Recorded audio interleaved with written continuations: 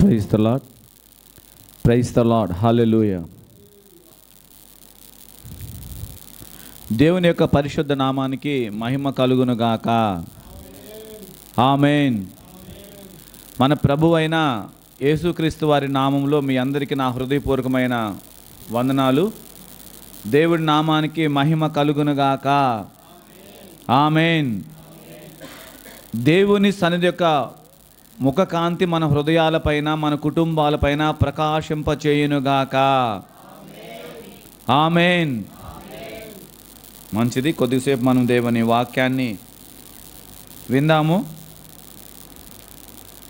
పరిశుద్ధ గ్రంథమైన బైబిల్లో నుండి కొన్ని మాటలు ఈరోజు మనము ధ్యానం చేద్దాం. ద్వితీయోపదేశకాండం 8వ అధ్యాయంలోకి వస్తే, ద్వితీయోపదేశకాండం 8వ అధ్యాయంలో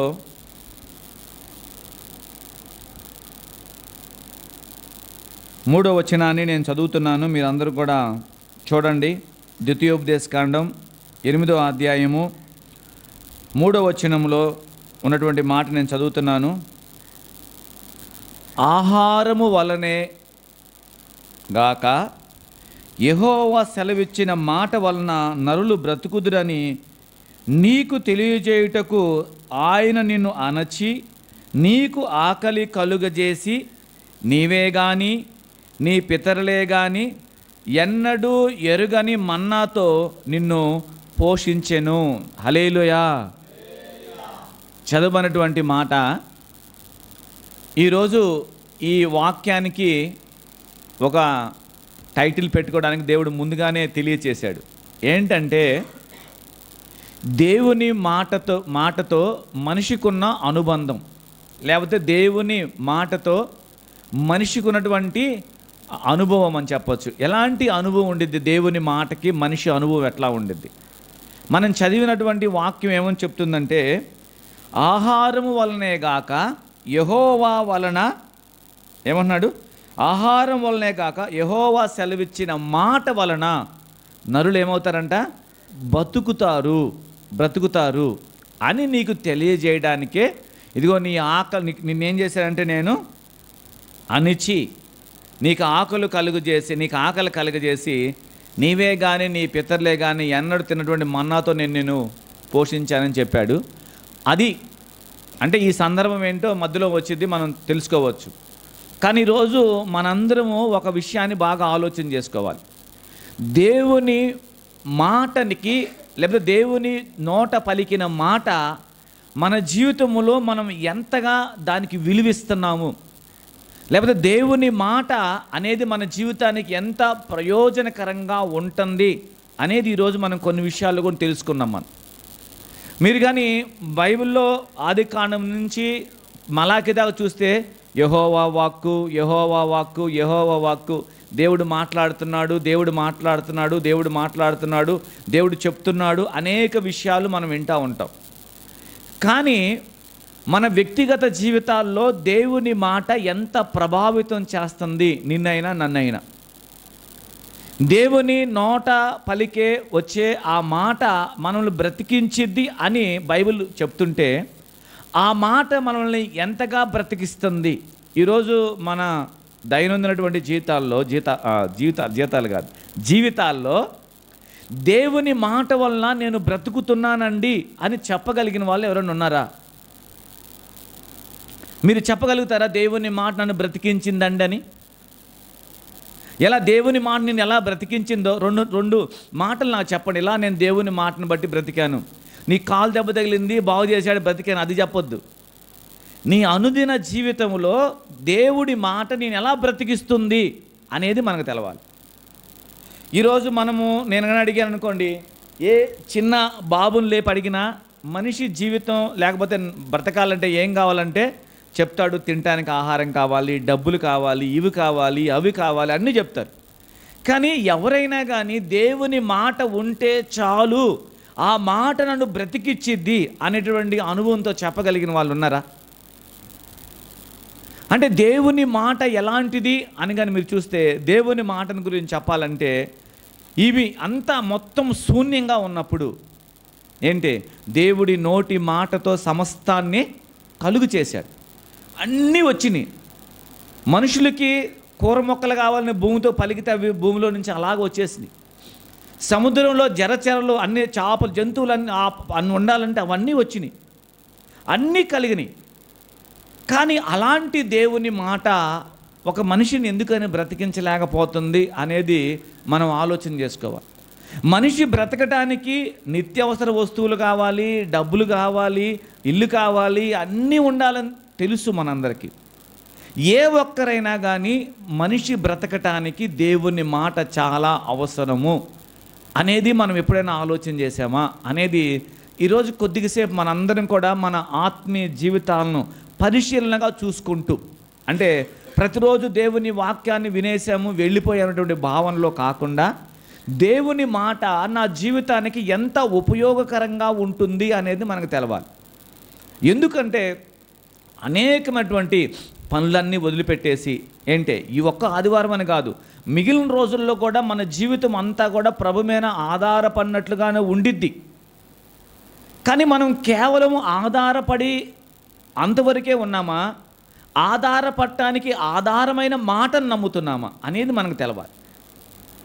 ఎప్పుడైతే నీ జీవితంలోనైనా నా జీవితంలోనైనా దేవుని మాట నందు విశ్వాసం ఉంచి ఈ మాట జరిగిద్దని మనం నమ్మగలుగుతామో అప్పుడు ఏ పరిస్థితుల మధ్యలోనైనా కానీ నువ్వైనా నేనైనా నిలబడగలుగుతాం, ప్రభువుకు ఒక సాక్షులుగా ఉండగలుగుతాం. ఇప్పుడు శతాధిపతి అన్నాడు, కొన్ని ఇంట్రడక్షన్గా కొన్ని మాటలు మనం చూద్దాం. శతాధిపతి ఏమన్నాడు? అయ్యా నా దాసుడు ఏమో స్వస్థపరచబడినట్లుగా నీ నోట నుండి ఒక్క మాట చెప్పు చాలు అన్నాడు. అంటే ఇప్పుడు నా ప్రశ్న ఏంటంటే దేవుని మాటకి శతాధిపతికి ఉన్న అనుభవం ఏంటి అది మనం ప్రశ్న వేసుకోవాలి. ఇప్పుడు శతాధిపతి ఎందుకని ఆ మాట పలికాడు అసలు? ఇప్పుడు నువ్వు నీ నోటి మాట చాలు ప్రభువా, స్వస్థత కలుగుతుంది, నా దాసుడు ఎంత పరిస్థితుల్లో అంటే భయంకరమైనటువంటి పరిస్థితుల మధ్యలో అనారోగ్యంతో ఉన్నా నీ మాట నన్ను స్వస్థపరుస్తుందని చెప్పాడు శతాధిపతి. ఆయన విశ్వాసి కాదు, యేసుప్రభు శిష్యుడు కాదు ఆయనేమి. మరి ఆయన పలికినటువంటి మాటే వాళ్ళ దాసుని స్వస్థపరిస్తే ఈరోజు నీ మాట నిన్నెందుకు స్వస్థపరచడం లేదు? అర్థమైందా మీకు? శతాధిపతి ఎవరు అంటే యూదులకి సమాజ మందిరం కట్టించిన ఆయన, యూదులకి కొంచెం ఫేవర్గా ఉన్నాడు, మంచిగా ఆరాధించుకోవడానికి వాళ్ళకి హెల్ప్ చేసిన వ్యక్తే ఒక మాట అడుగుతున్నాడు యేసుప్రభు దగ్గరికి వెళ్ళి, అయ్యా నువ్వు రావాల్సిన అవసరం లేదు, ఒక్క మాట చెప్పు చాలు ప్రభువా, నా దాసుడు స్వస్థపరచబడతాడు అన్నాడంటే యేసుప్రభు ఒక్కసారిగా జనాలకి వెళ్ళి తిరిగి ఇంత అద్భుతం లేకపోతే ఇంత గొప్ప విశ్వాసం మీకుందా అని అడిగాడు. అంటే దేవుడు మనిషిని ఎలా చూస్తున్నాడు అనే కోణం మనకు అర్థమైతే ఈరోజు నీ దరిద్రాన్ని, ఈరోజు నీకున్నటువంటి లేమిని, ఈరోజు నీకున్న అనారోగ్యాన్ని, ఈరోజు నువ్వు బాధపడి ప్రతికూలమైన పరిస్థితులన్నిటిని కూడా దాటించగలిగిన దేవుని మాట ఈరోజు మనకి వినపడుతుంది. హల్లెలూయా. శతాధిపతికి ఎలాంటి అనుభవం లేదు, పొద్దున ప్రార్థన చేయడు, వాక్యం చదవడు, ఇట్లాంటివి ఏమీ లేవు ఆయనకి. కానీ ఆయనే యేసుప్రభు దగ్గరికి వచ్చి అయ్యా నా దాసుడు స్వస్థపరచబడేటట్లుగా ఒక్క మాట మీరు పలకండి అయ్యా అంటే ఆయన మాటలో ఉన్న గొప్పతనం ఏంటో, ఆయన మాటకున్న విలువేంటో, ఆయన ఎలాంటి వాడో శతాధిపతికి అర్థమైనంతగా ఈరోజు నీకు నాకు కూడా అర్థం కాల, మనకు కూడా అర్థం కావట్లేదు.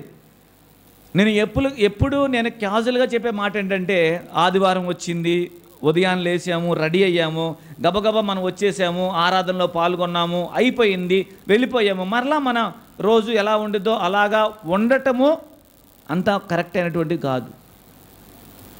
మనం ఆలోచన చేయాలి, దేవుని మాట అనేది ఎంత బలమైనదో, దేవుని మాటలో ఎంత శక్తి ఉందో, దేవుని మాటలో ఎలాంటి ప్రభావం ఉందో నువ్వు నేను అర్థం చేసుకోవటం మొదలుపెట్టినప్పటి నుంచి దేవుని యొక్క గొప్ప కార్యాలు మన జీవితంలో జరగటం ప్రారంభమవుతాయి. హల్లెలూయా. యేసు ప్రభుతోనే ఉన్నారు, యేసు ప్రభుతోనే తిరుగుతున్నారు, తింటున్నారు, పండుకుంటున్నారు, అన్నీ చేస్తున్నారు శిష్యులు.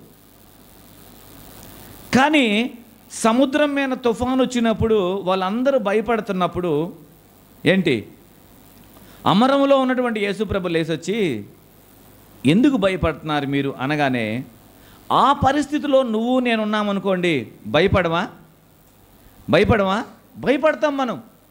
ఎందుకంటే సముద్రము దిగి గవక్కన దాటి వెళ్ళిపోయేది కాదు, అది సముద్రం. అది మరి అర్ధరాత్రి లేకపోతే నాలుగో జాము అంటే ఆ భయంకరమైన పరిస్థితుల మధ్యలో భయంకరమైన ఎదురుగాలు కొడుతూ తుఫానుగా సముద్రం మీద పడుతున్నప్పుడు పైన ఏమన్నా రౌండ్గా ఏమన్నా ఉందా? ఏమీ లేదు, తడిచిపోతూ ఉన్నారు. భయంకరమైన పరిస్థితి. ఆ పరిస్థితుల మధ్యలో దేవుడు మనతో ఉన్నాడులే అనేటువంటి అనుభవం మనకు ఉండిద్దా? యేసు ప్రభుతో తిరిగిన శిష్యులకు కూడా అక్కడ లేదని కనపడతాం. అప్పుడు ప్రభు బయటకు వచ్చి ఏమన్నాడు? గాలిని గద్దించి సముద్రంను కూడా చల్లార్చాడు. అంటే అవన్నీ తగ్గిపోయినాయి. అప్పుడు వాళ్ళు పలుకుతున్న మాట ఏంటంటే, ఈయన అసలు ఎవర్రా? ఈయన ఎవరు అసలు? ఈయన మాటకి సమస్తము లోబడుచున్నవి కదా. నిద్రవుతుందా? కన్ఫర్మా? నిద్రవుతుంది కదా, వస్తుందని. అంటే దేవుని మాటకి సమస్తము ఏమవుతున్నాయి అంట? లోబడుతున్నాయి. అంటే మనం చదివాంగా వాక్యం, ఎన్నిసార్లు విన్నాంగా మనం. మరి మనం పలికితే ఏమన్నా లోబడుతున్నాయా?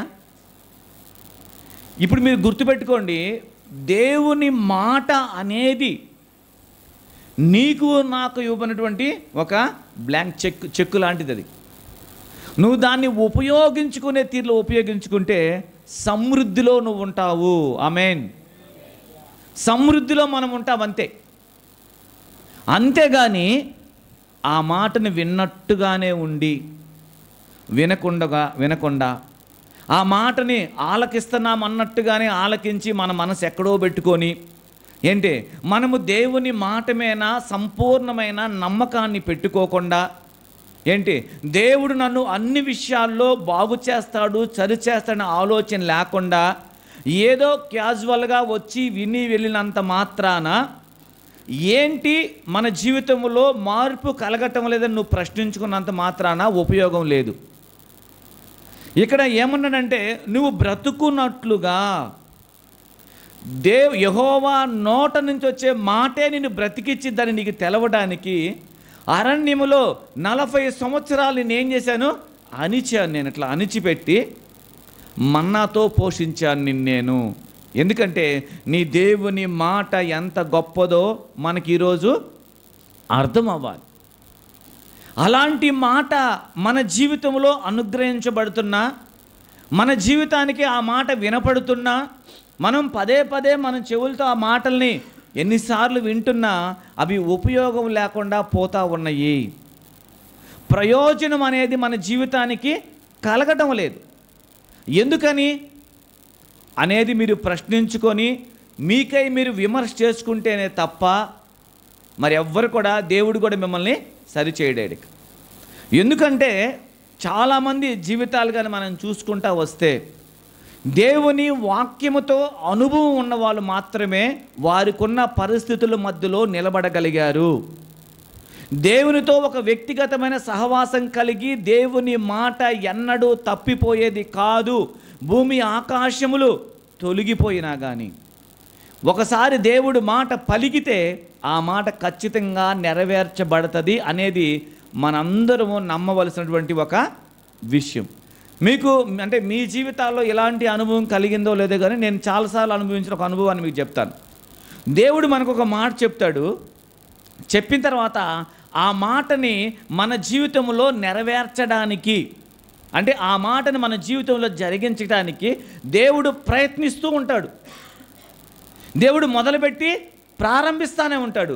కానీ మనం దాని గురించి పట్టించుకోం, దాని గురించి మనం ఆలోచన చేసుకోలేం, దాని గురించినటువంటి ధ్యాస మనకు ఉండదు.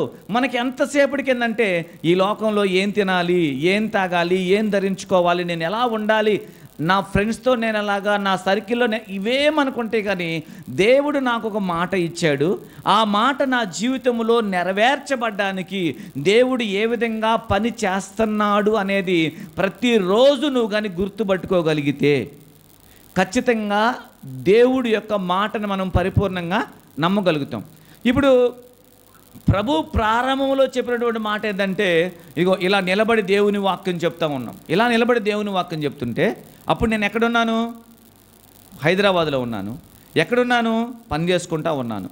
కానీ ఎక్కడొచ్చి నిలబడి ఇలా దేవుని మాటలు చెప్తానని దేవుడు చెప్పిన ఆ మాట ఆ రోజు నేను నమ్మలేదు. ఆ రోజు నేను ఆ మాటని విశ్వసించలేదు. ఆ రోజు ఆ మాట ఖచ్చితంగా నెరవేర్చబడుతుంది, జరుగుతుందని నేను విశ్వాసంతో అనుకోలేదు. నాకు విశ్వాసం ఉన్నా లేకపోయినా దేవుడు తన మాటని తన జీవితంలో, మన జీవితంలో జరిగిస్తాడని, ఆయన ఎప్పుడూ నమ్మదగిన వాడే. ఆయన మనుషులు నమ్మటం కన్నా కూడా, రాజులు నమ్మటం కన్నా కూడా దేవుని నమ్ముంటే ఎప్పుడు నా జీవితం చెడిపోదని విశ్వసించేటట్లుగా నా జీవితంలో కొన్ని నా విశ్వాసంతో పని లేకుండానే జరుగుతూ ఉంటాయి. ఇది మీరు బాగా గుర్తుపెట్టుకోవాలి. స్టార్టింగ్ స్టేజ్లో ఉన్నాం అనుకోండి, ప్రభు దగ్గరికి వచ్చేటప్పుడు మన విశ్వాసాన్ని బట్టి ఆయన ఏం చేయడు. నీ విశ్వాసం ఉన్నా లేకపోతే నీ జీవితంలో దేవుడు ఉన్నాడని అనేక విషయాలు చేస్తూ ఉంటాడు. కానీ నువ్వు కొంచెం దేవుళ్ళో నిలబడిన తర్వాత విశ్వాసం లేకుండా ఏం చేయడు. అది గుర్తుపెట్టుకోవాలి మనం. స్టార్టింగ్లో నడవలేనప్పుడు నేను ఎత్తుకుంటాను, నడిచేటప్పుడు ఎత్తుకోమంటే ఈ పగల కొడతాను. అది గుర్తుపెట్టుకోవాలి. నువ్వు నడవలేవు. ఫస్ట్ స్టార్టింగ్లో ప్రభువు నమ్ముకున్న మనందరం పసిపిల్లలం కాబట్టి ఆయన ఏమన్నాడు? ఎత్తుకుంటున్నాడు. ఏంటి? ముద్దాడుతున్నాడు. గవక్కర ఏదైనా మాట జారినా కానీ సర్దుకొని వెళ్ళిపోతున్నాడు. లేదా ఇంకోటి అన్నా కానీ ఒప్పుకుంటున్నాడు. కానీ పెద్ద అయ్యావు, నీ పాటికి నువ్వు బట్టలు వేసుకుంటున్నావు, నీ పాటికి నువ్వు స్నానం చేస్తున్నావు, నీ పాటికి నువ్వు అన్నం తింటున్నావు, నీ పాటికి నువ్వు అన్నీ చేస్తున్నావుగా. ఇప్పుడు వచ్చి నువ్వు వెళ్ళి నాన్న నాకు బట్టలే నాన్న అంటే మీ నాన్న ఏమంటాడు? ఏమంటాడు మీ నాన్న? నాకు బట్టలే నాన్న అన్నాడు అనుకో, వేస్తాడా? వేస్తాడా? వెయ్యడు. ఎందుకంటే నువ్వు బట్టలు వేయించుకునే స్టేజ్ దాటిపోయావు. ఇలాగా మన జీవితంలో ప్రభువుతో మనకున్నటువంటి ఒక బంధాన్ని చూసావా? అందుకే మీకు ఉదాహరణకు ఒక మాట చెప్తాను. ఇప్పుడు మోషే ఏమన్నాడు? ద్రోహులారా మీకోసం నీళ్ళు తేవాలని అడిగాడు. ఒకే ఒక్క మాట అన్నాడు అంతే.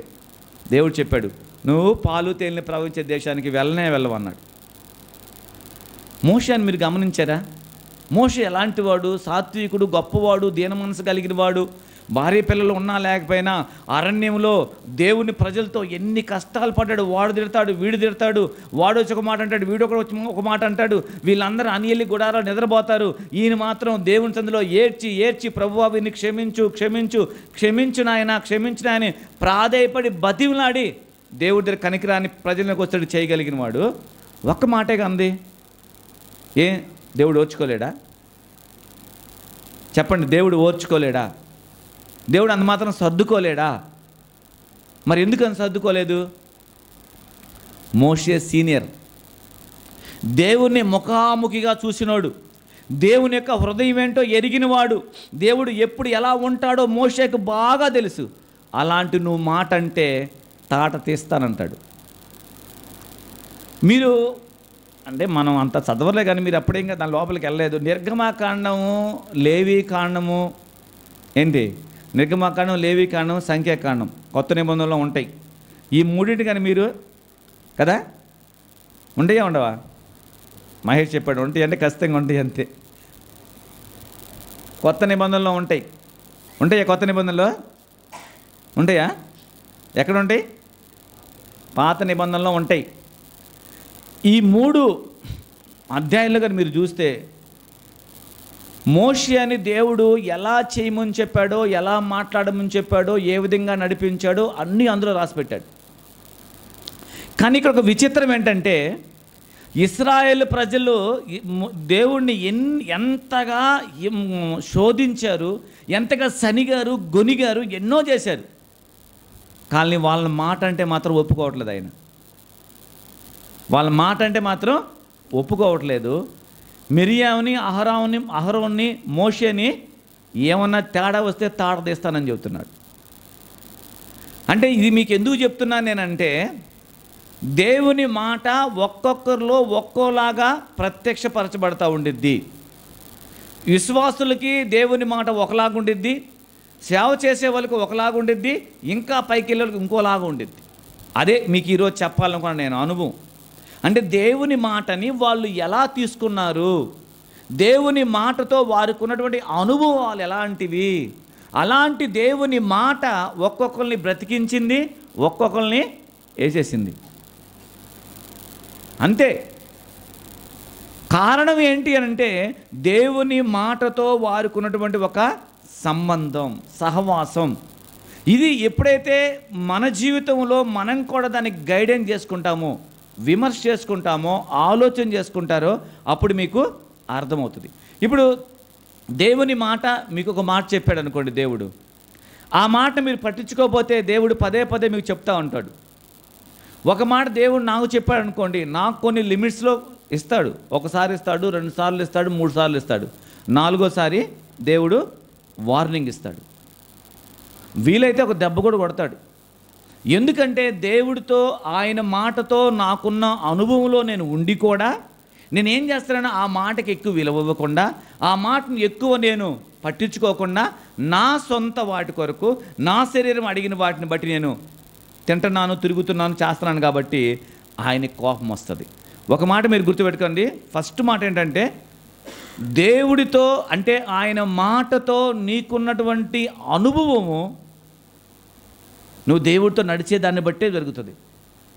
దేవునితో సంవత్సరాల అనుభవాలు కలిగిన వారికి ఆ మాట ఒకలాగా ఉండిద్ది, అప్పుడే వచ్చిన వాళ్ళకి ఇంకోలాగా ఉండిద్ది.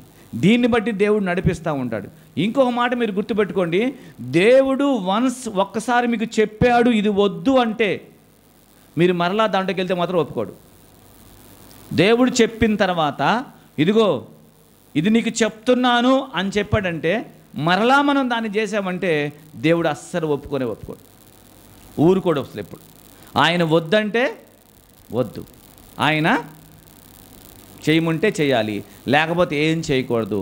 అందుకే యేసు ప్రభు కూడా చెప్పినట్టు సాతానుతో పలికిన మాట ఏంటి తెలుసా, మనుషుడు రొట్టె వలన కాదు కానీ దేవుని నోట నుంచి వచ్చే మాట వలననే బ్రతుకుతాడు. ఈరోజు మీకున్న మీ పరిస్థితులన్నిటినీ దేవుని మాటతో పెట్టి మీరు చూడండి. దేవుడు మీకు ఒక మాట ఇచ్చాడు, చాలా ఉన్నాయి. యోసేపుకు ఒక మాట ఇచ్చాడు. ఎక్కడికి వెళ్ళింది ఆ మాట చెప్పండి. యోసేపుకి ఏమని మాట ఇచ్చాడు? ఏమని మాట ఇచ్చాడు? ఏం మాట ఇచ్చాడు దేవుడు యేసు ప్రభుకి? దేవుడు యోసేపుకి ఏం మాట ఇచ్చాడు? ఏమీ లేదా? ఏమిచ్చాడు?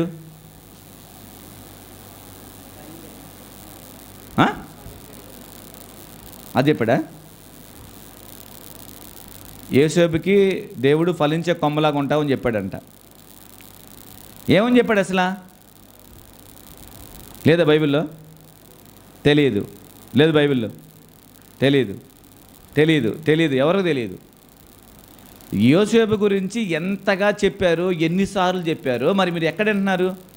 అందుకే మీ జీవితాలు అట్లా ఉన్నాయి.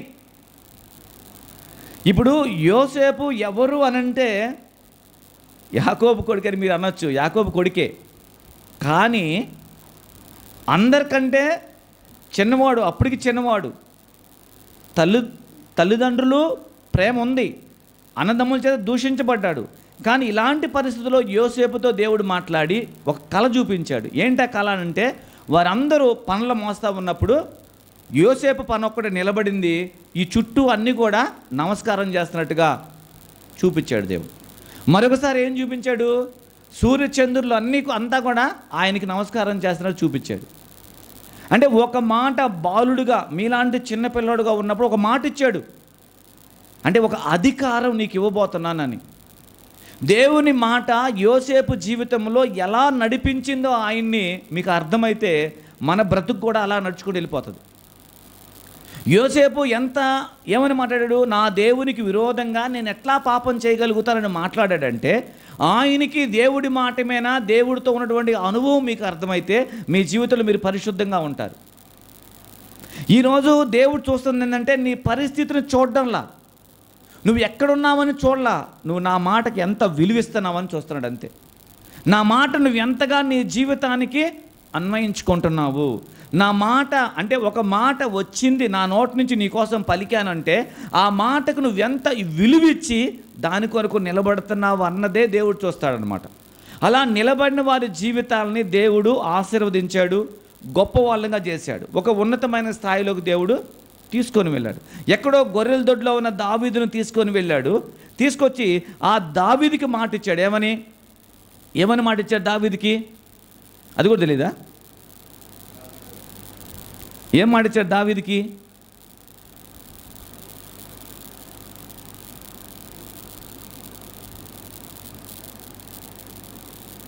ఏంది? దావీదుకి దేవుడు ఏమని మాట ఇచ్చాడు? నా మొహాన బైబిల్ ఉందా? బైబిల్ ఇది కనబడుతుంది మీకు. రెఫరెన్స్ కూడా తెలియదు కదా? తెలుసా రెఫరెన్స్?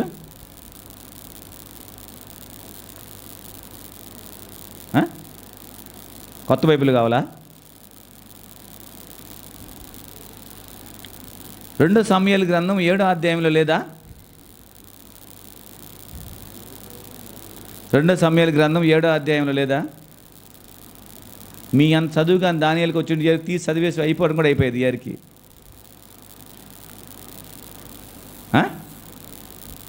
12 అడగలు నేను చదవమంటున్నాను. నేను ఏమని మాట ఇచ్చాడు?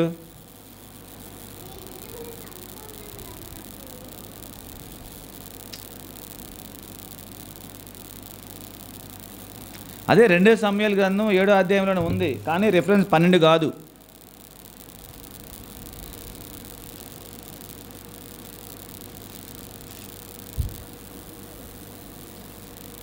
నేనే చదువుతాను.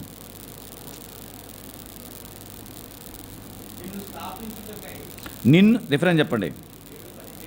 నిన్ను స్థాపించుటకై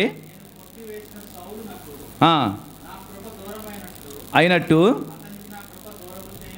అతనికి నా కృప దూరం చేయను, నీ మట్టుకు నీ సంతానమును నీ రాజ్యమును నిత్యము.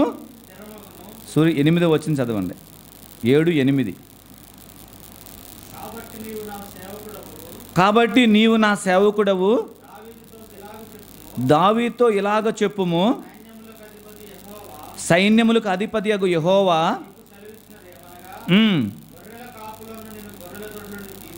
గొర్రెల కాపులో ఉన్న నిన్ను గొర్రెల దొడ్లో నుండి తీసి ఇశ్రాయేలును నా జనుల మీద. చాలు. ఏమని నియమించాడంట? అధిపతిగా నియమించాడు. అయిపోయాడు అధిపతి. అయినా ఎక్కడున్నాడు అప్పుడు ఆయన? అంటే దావీదు యొక్క స్థితి ఎక్కడి నుంచి దేవుడు తీసుకెళ్తున్నాడు? గొర్రెలు కాసుకుంటూ నీ గొర్రెల దొడ్లో నువ్వు ఉన్నావయ్యా. కానీ ఒక మాట ఇచ్చాడు. ఏంటి తెలుసా? నేను ఇశ్రాయేలు ప్రజలందరి మీద కన్నా కూడా రాజుగా నేను చేస్తాను. అది తర్వాత 15వ వచనం. సౌలుకు నా కృప దూరం చేసినట్టుగా నీకు నా కృపని ఎన్నడూ కూడా దూరం చేయను, నీ సంతానాన్ని దీవిస్తానని చెప్పాడు. అయితే ఒక గొర్రెల దొడ్లో ఉన్నటువంటి దావీదు ఇశ్రాయేలు ప్రజల మీదటువంటి రాజుగా అవటానికి దావీదు ఎన్ని విధాలుగా కష్టపడ్డాడు, ఆ రాజును అవటానికి ఎంతమందిని బతిమిలాడాడు, రాజుగా మారటానికి లేకపోతే ఎన్ని యుద్ధాలు చేశాడు చెప్పండి. ఏ పరిస్థితుల్లో నుంచి ఆయన గొర్రెల దొడ్లో నుంచి ఇశ్రాయేలు అందరికి రాజుగా అయ్యాడు చెప్పండి. ఎందుకు కష్టపడ్డాడు ఆయన? కష్టపడ్డట్టు మన ముందు కనపడినా ఆయన్ని ఆ స్థితిలోకి తీసుకొని వెళ్ళగలడు. దేవుడి మాట ఆయన జీవితంలో ప్రభావితం చేసే కొలది, ఆ మాట ప్రకారం ఆయన నడిచే కొలది, ఎంత ప్రతికూలమైన పరిస్థితి దావీదు జీవితంలో సంభవించినా కానీ ఎక్కడా కూడా దేవుడి మాట నెరవేర్చే అంతవరకు ఆ స్థాయికి దావీదును నడిపించినట్లుగా నిన్ను నన్ను కూడా దేవుడు తప్పకుండా నడిపిస్తాడు. ఎప్పుడు? ఆ మాటకు నువ్వు విలువిచ్చినప్పుడు. ఆ మాటతో ఆ మాటకి నీ జీవితానికి ఒక సంబంధం ఉన్నప్పుడు. ఆయన మాట ఆయనదే, నీ మాట నీదే. ఆయన మాట ఆయనదే, నీ మాట నీదే. సౌలు గురించి ఏం చెప్పాడు? సౌలుని దేవుడు స్థిరపరచాలనుకున్నాడు రాజుగా. ఇశ్రాయేల్ అందరమేనా మొట్టమొదటి రాజు సౌలే. కానీ సౌలు దినాల్లో ఒక మాట నేను చదివాను, మీరు కూడా చూడండి. మొదటి దినవృత్తాంతాల గ్రంథంలో ఆ మాట చదివినప్పుడు నాకు చాలా ఆశ్చర్యమైనటువంటి విషయం అన్నమాట. మొదటి దినవృత్తాంతాల గ్రంథం సౌలు గురించి చెప్పబడిన మాట ఏంటంటే,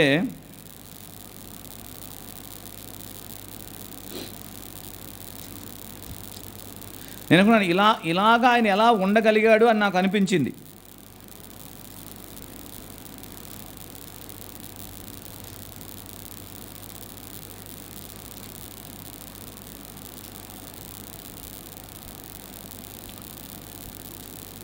పద్నాలుగో అధ్యాయం అనుకుంటా.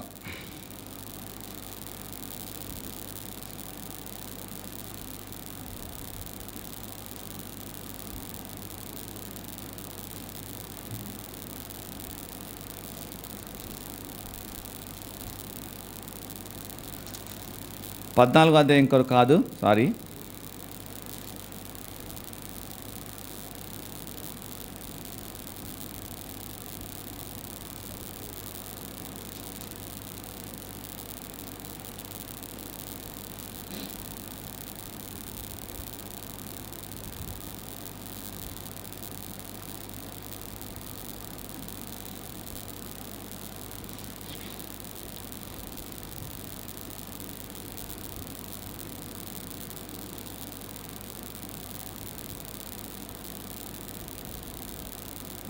13వ అధ్యాయము 3వ వచనం. 13:3లో ఏముందంటే, 13:3 మొదటి దినవృత్తాంతాల గ్రంథం 13వ అధ్యాయం 3వ వచనంలో, మన దేవుని మందసమును మరలా మన యొద్దకు కొచ్చు ఒత్తుము రండి, అంటే తీసుకుని వద్దాం రండి అని సౌలు దినాల్లో దాని యొద్ద మనము విచారణ చేయకే ఉంటిమి. ఈ మాట నాకు చాలా ఆశ్చర్యం అనిపించింది. సౌలు ఎన్ని రోజులు పరిపాలన చేశాడు? 40 సంవత్సరాలు. 40 సంవత్సరాల్లో కూడా అంట సౌలు ఏ రోజు కూడా దేవునితో విచారించలేదంట అసలు. అంటే దేవుని మందసం గురించి, అంటే దేవుని మందసం అని ఎందుకు రాశాడంటే, దేవుణ్ణి ఆరాధించడం కానీ, దేవుణ్ణి స్తుతించటం కానీ, దేవుని దగ్గర అడగటం కానీ అన్నీ ఏమీ లేవంట సౌలు జీవితంలో అసలు. ఎన్ని రోజులు? 40 సంవత్సరాలు. అంటే 2 సంవత్సరాలు దేవుని ఆత్మతో పరిపాలించాడని ఉంది, తర్వాత 38 సంవత్సరాలు దురాత్మ చేత పరిపాలించబడ్డాడు. అంటే మీరు ఇక్కడ గుర్తుపెట్టుకోండి, ఎవరైతే దేవుని మాటను లక్ష్య పెట్టాలంటే వాళ్ళు ఖచ్చితంగా దురాత్మతో నడిపించబడుతున్నారు. సౌలు గురించి ఏమన్నాడు? ఇశ్రాయేలు యొక్క మొట్టమొదటి రాజు సౌలుగా దేవుడు ఎన్నిక చేశాడు. అప్పుడు సౌలు అన్నాడు, బెన్యామీను గోత్రం నుంచి వచ్చిన సౌలు నేను ఎన్నిక లేనోను కదా అని చెప్పాడు. అలాంటి ఆయనకి ఒక స్థితి ఇస్తే, ఒక రాజుగా ఉంచితే, తన రాజరిక అంటే రాజుగా బ్రతికిన దినాలన్నీ కూడా యెహోవా మందసం యొద్ద విచారించలేదంట అసలు. అంటే దేవుని మాటతో ఆయనకి సంబంధమే లేదు. అందుకనే దావీదు చెప్పాడు ఇందాక, సౌలుకి నా కృపను దూరం చేసినట్లుగా నీకు నా కృపను దూరం చెయ్యను అని చెప్పాడు. సౌలు గురించి ఇంకా మీరు చూస్తే ఏమని రాస్తాడంటే, అతడు దేవుని యొద్ద విచారించక, దేవుని నోటి మాటను అడగక కర్ణపిశాచిని అనుసరించాడు కాబట్టి దేవుడే సౌలుని మరణానికి అప్పగించేశాడని బైబిల్లో ఉంది. ఇప్పుడు సౌలు చేతులారా తన జీవితాన్ని నాశనం చేసుకోవడానికి గల కారణాలు ఏంటివో మీకు తెలిస్తే, దేవుని మాట సౌలుకి లేదా? ఉంది. సౌలు యొక్క రాజ్యాన్ని స్థిరపరుస్తానని చెప్పాడు. కానీ సౌలు ఎందుకు అలా అయిపోయాడనంటే, తన జీవితపు దినాల్లో ఎప్పుడు కూడా దేవుని విచారించిన వాడు కాదు. దేవుని మాట ప్రకారంగా దేవుడు నన్ను రాజుని చేశాడే, నా జీవితంలో నేను ఆయన మాటకు లోబడి ఉండాలనేటువంటి ఎప్పుడు తన మనసులో ఆలోచన కలిగిన వాడు కాదు సౌలు. సో కాబట్టి ఈరోజు మీరు చూడండి, గొర్రెల దొడ్లో ఉన్న దావీదేమో రాజు అయ్యాడు, సింహాసనమైన సౌలు కిందకి వెళ్ళిపోయాడు. దేనిని బట్టి జరిగిన ఇవి రెండు? అది దేవుని మాటకు వారు ఇచ్చినటువంటి విలువను బట్టి, ఆ మాటతో వారు సహవాసం చేసిన దాన్ని బట్టి. దావీదు గురించి అంటే మనం పదే పదే వింటూ ఉంటాం అందరం. ఎందుకంటే ఏ చిన్నది చీమ చిటుక్కన్నా కానీ ఆయన ముందే లేదు ఎక్కడికి? దేవుని దగ్గరికి. ప్రభువా నా పరిస్థితి ఇలా ఉంది నన్నని ప్రతిదీ దేవుని నడకుండా ఏం చెయ్యడు. దేవుని మాటే దావీదుని గొర్రెల దొడ్లో నుంచి సింహాసనం మీద తీసుకొని వెళ్ళింది. సింహాసనమైనటువంటి సౌల్ని కిందకు దిగిపోయేటట్టుగా, అంటే మరణంలోకి వెళ్ళిపోతే చేయగలిగింది ఆయన మాట వినకపోవటాన్ని. ఈరోజు దేవుని మాటతో నీకున్నటువంటి ఒక వ్యక్తిగత అనుభవం నిన్ను గొప్పవాణిగా మార్చింది. నీ కష్టం, లేకపోతే నువ్వు వెళ్ళే మార్గం, నువ్వు తీసుకునే నిర్ణయం, నువ్వు మాట్లాడే ప్రతి మాట అది దేవుడి ద్వారా పలకబడిందైతే ఖచ్చితంగా మన కుటుంబాలు దీవించబడతాయి. మనం అలాంటి ఒక అనుభవాన్ని కానీ కలిగి ఉండకుండా మనం ఎంత ప్రయాసపడినా యాకోబులాగా నువ్వు కూడా నేను కూడా అక్కడే తిరగాల్సిందే. ఇశ్రాయేలు ప్రజలాగా అరణ్యంలో అలా తిరగాల్సిందే. మనం ఎంత కష్టపడినా చివరికి ఏమొచ్చిందంటే మనం చేయబెడితే మన సంచిలో ఏమి లేవేంట్రా, ఇంకా ఏమి లేవేం సంచిలో ఇంకా అంటే అర్థం ఏంటి? ఖర్చులు ఎక్కువైపోతూ ఉంటాయి, మన సంపాదన అంతా తక్కువైపోతుండేది. మనం ఎంత పదే పదే ప్రయత్నాలు చేసి ఈఎంఐలు పెట్టుకొని చీటీ పాటలు కట్టి ఇంకోటి పెట్టి మీరు ఎన్నన్నా మీరు ప్లాన్లు చేయండి, అవి వెళ్ళేదారికి వెళ్ళిపోతూనే ఉంటాయి. ఎందుకు వెళ్తున్నాయో మీకు తెలవాలి. ఎందుకు వెళుతున్నాయి అనంటే నువ్వు దేవుని మాటని లక్ష్య పెట్టడం లేదు. దేవుని మాట మీద నీకున్న అనుభవం ఇంకా కొంచెం మీకు లోపల చెప్పాలనుకున్నాను. ఎట్లంటే దేవుని మాటతో నీకున్న సహవాసమే నిన్ను ప్రతిరోజు బతికించింది. అంటే నా ఉద్దేశం ఏంటంటే దేవుని మాట నాకు ఇచ్చినప్పుడు నేను ఏ పరిస్థితుల మధ్యలో ఉన్నా కానీ ఆ మాటను ధైర్యపరిచేదై ఉండాలనేది నేను చెప్పాలనుకున్నాను. అంటే ఈ పరిస్థితి నీ కళ్ళెదురు కనపడింది, కానీ నీ దగ్గర ఏ ఆధారం లేదు, కానీ ఎలా జరుగుద్దో తెలియదు, కానీ ఆయన చేస్తాడనే ఆ పరిపూర్ణమైన విశ్వాసంలో మనం ఉన్నప్పుడు నిన్ను ఎప్పుడు ఎవడు కూడా కదిలించడు. హల్లెలూయా. మనం చూస్తాం గిద్యోను గురించి కూడా మీకు చిన్నగా షార్ట్కట్లు చెప్పేస్తాం. గిద్యోను ఒక గానుగు చాటును కూర్చొని గోధుమలు రల్లగొట్టుకుంటూ ఉంటాడు దొంగచాటుగా. అప్పుడు అతని దగ్గరికి వెళ్ళి దేవదూత ఏమని పలికాడు? అది కూడా తెలియదు కదా. పరాక్రమం కలిగిన గిద్యోనా. అక్కడ మీ పేరు పెట్టుకోండి, పరాక్రమం కలిగిన మహేషో హేమానో, వీళ్ళు కూడా ఉన్నారులే, మీ పేరు పెట్టుకోండి. అక్కడ మిమ్మల్ని అడిగాను, మీరేమంటారు? పరాక్రమం కలిగిన వాళ్ళైతే మందిరంలో ఎందుకు నిద్రపోతారు మీరు? చెప్పండి. పరాక్రమం కలిగిన వాళ్ళైతే తెలియదని ఎందుకు చెప్తారు మీరు? అంతేనే కదా. నువ్వు పరాక్రమం కలిగిన వాడు అనుకో, నిద్ర వచ్చిద్దా? ఎక్కడైనా ఆలోచన చేస్తూ ఉంటావా? చెయ్యు. కానీ దేవుడు వచ్చి అంటాడు పరాక్రమం కలిగిన మహేషు. అది నాకు తగదయ్యా మాట. అసలు ఆ మాటకు నేను ఎప్పుడు కూడా సరిగా సమానంగా లేనివాడిని కదా. అంటే దేవుడు అంటాడు లేదు, నువ్వు పరాక్రమం కలిగినటువంటి మహేషువే. అంటే గిద్యోను ఒప్పుకోలేదు, మహేష్ అయితే ఒప్పుకుంటాడు. నిజమే, నేను పరాక్రమం కలిగిన కాసేపు అనుకుంటాడు. వాడు తృప్తి కోసమైన వాడు అనుకుంటాడు అన్నమాట కాసేపు వాడు. ఎస్, నేను నిజంగా పరాక్రమం కలిగిన వాడు, నేను అలా అవ్వాలనే ఆశ నాకు ఉంది అనుకుంటాడు. కానీ దేవదూత పలికినటువంటి మాట ఎప్పుడు అతని జీవితంలో నెరవేర్చబడింది అనే దాన్ని గిద్యోను జీవితంలోకి వెళ్ళి మనం చూస్తే గిద్యోను అన్నాడు, నిజమే అమాలేకుల మీద యుద్ధానికి వెళ్ళాలంటే, అమాలేకులా అమోరీలు అనుకుంటా, అమాలేకులు కదా అమోరీలు. యుద్ధానికి వెళ్ళాలంటే నేను ఎలా ఉన్నానో అంటే మీరు చూడండి, ఎప్పుడైనా మనల్ని మన జీవితంలో దేవుడు ఒక మాట పలికాడు అనుకో, నువ్వు మొట్టమొదటి ఏం చేస్తావు? ఆ మాట నా జీవితంలో అయ్యిద్దని చూడవు, నిన్ను చూసుకుంటావు. ఒకవేళ ఒక వ్యక్తి అడిగాడు అనుకోండి, ఖచ్చితంగా దానిలో వచ్చే సంవత్సరం నువ్వు కొత్త పెద్ద ఇల్లు కడతావని అడిగాడు అనుకో, నేను ఎడగడతాను, నాకు అప్పులు ఉన్నాయి, పిల్లలు చేతికి వచ్చారు కానీ వాళ్ళ మాట వింటలేదు, ఎంత చేసినా కానీ అన్నీ అనుకూలంగా లేవు.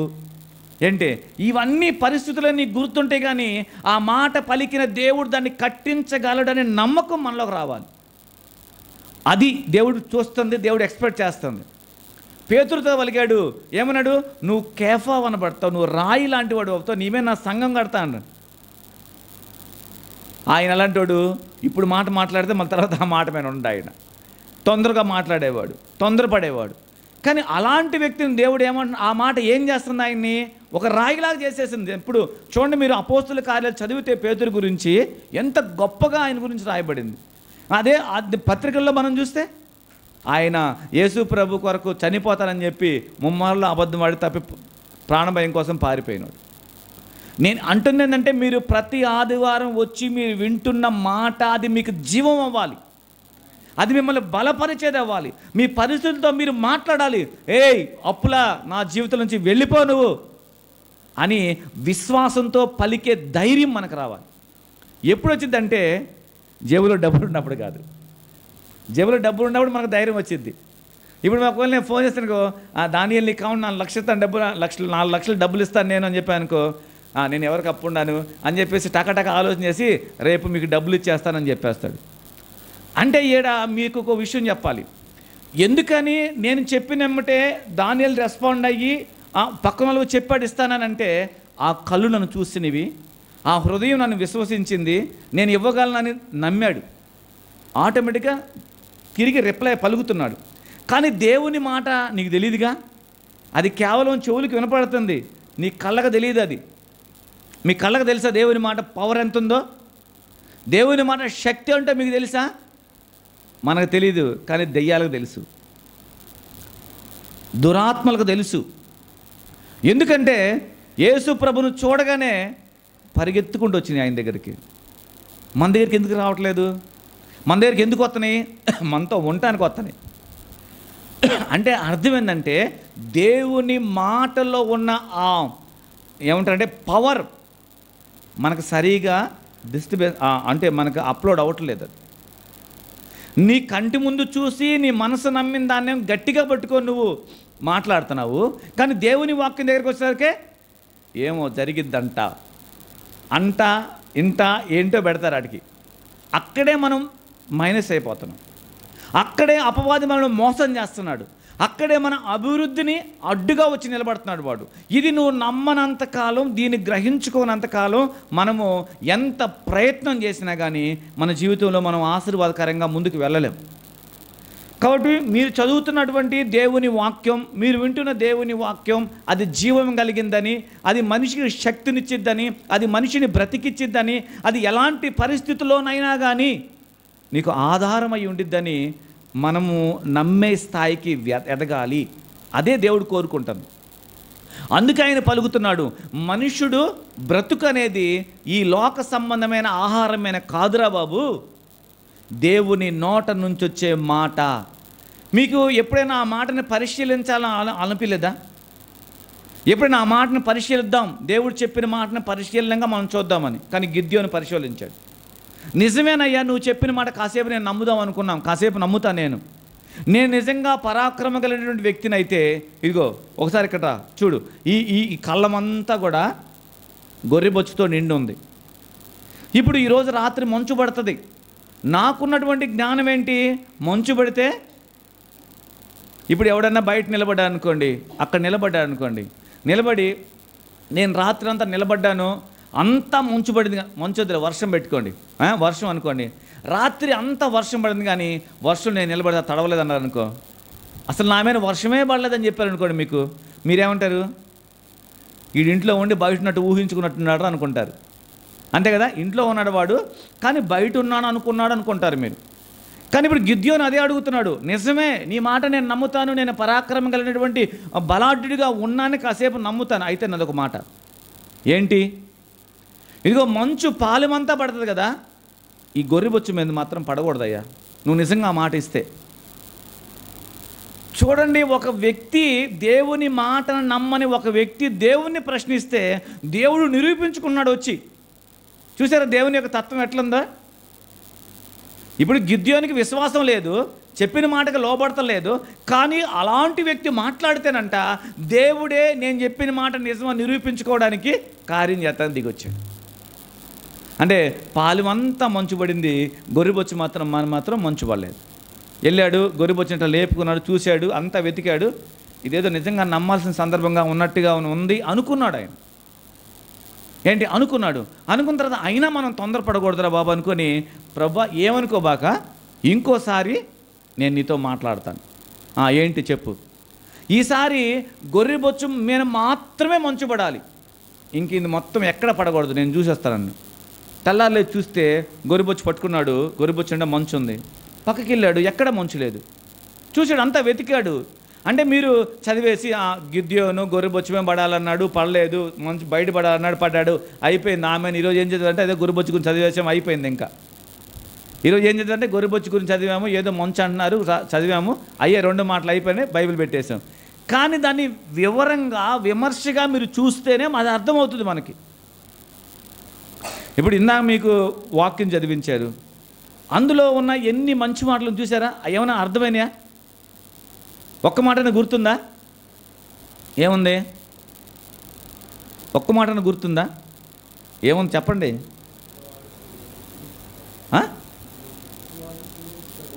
ముసలోడు శివుడు చూస్తారా?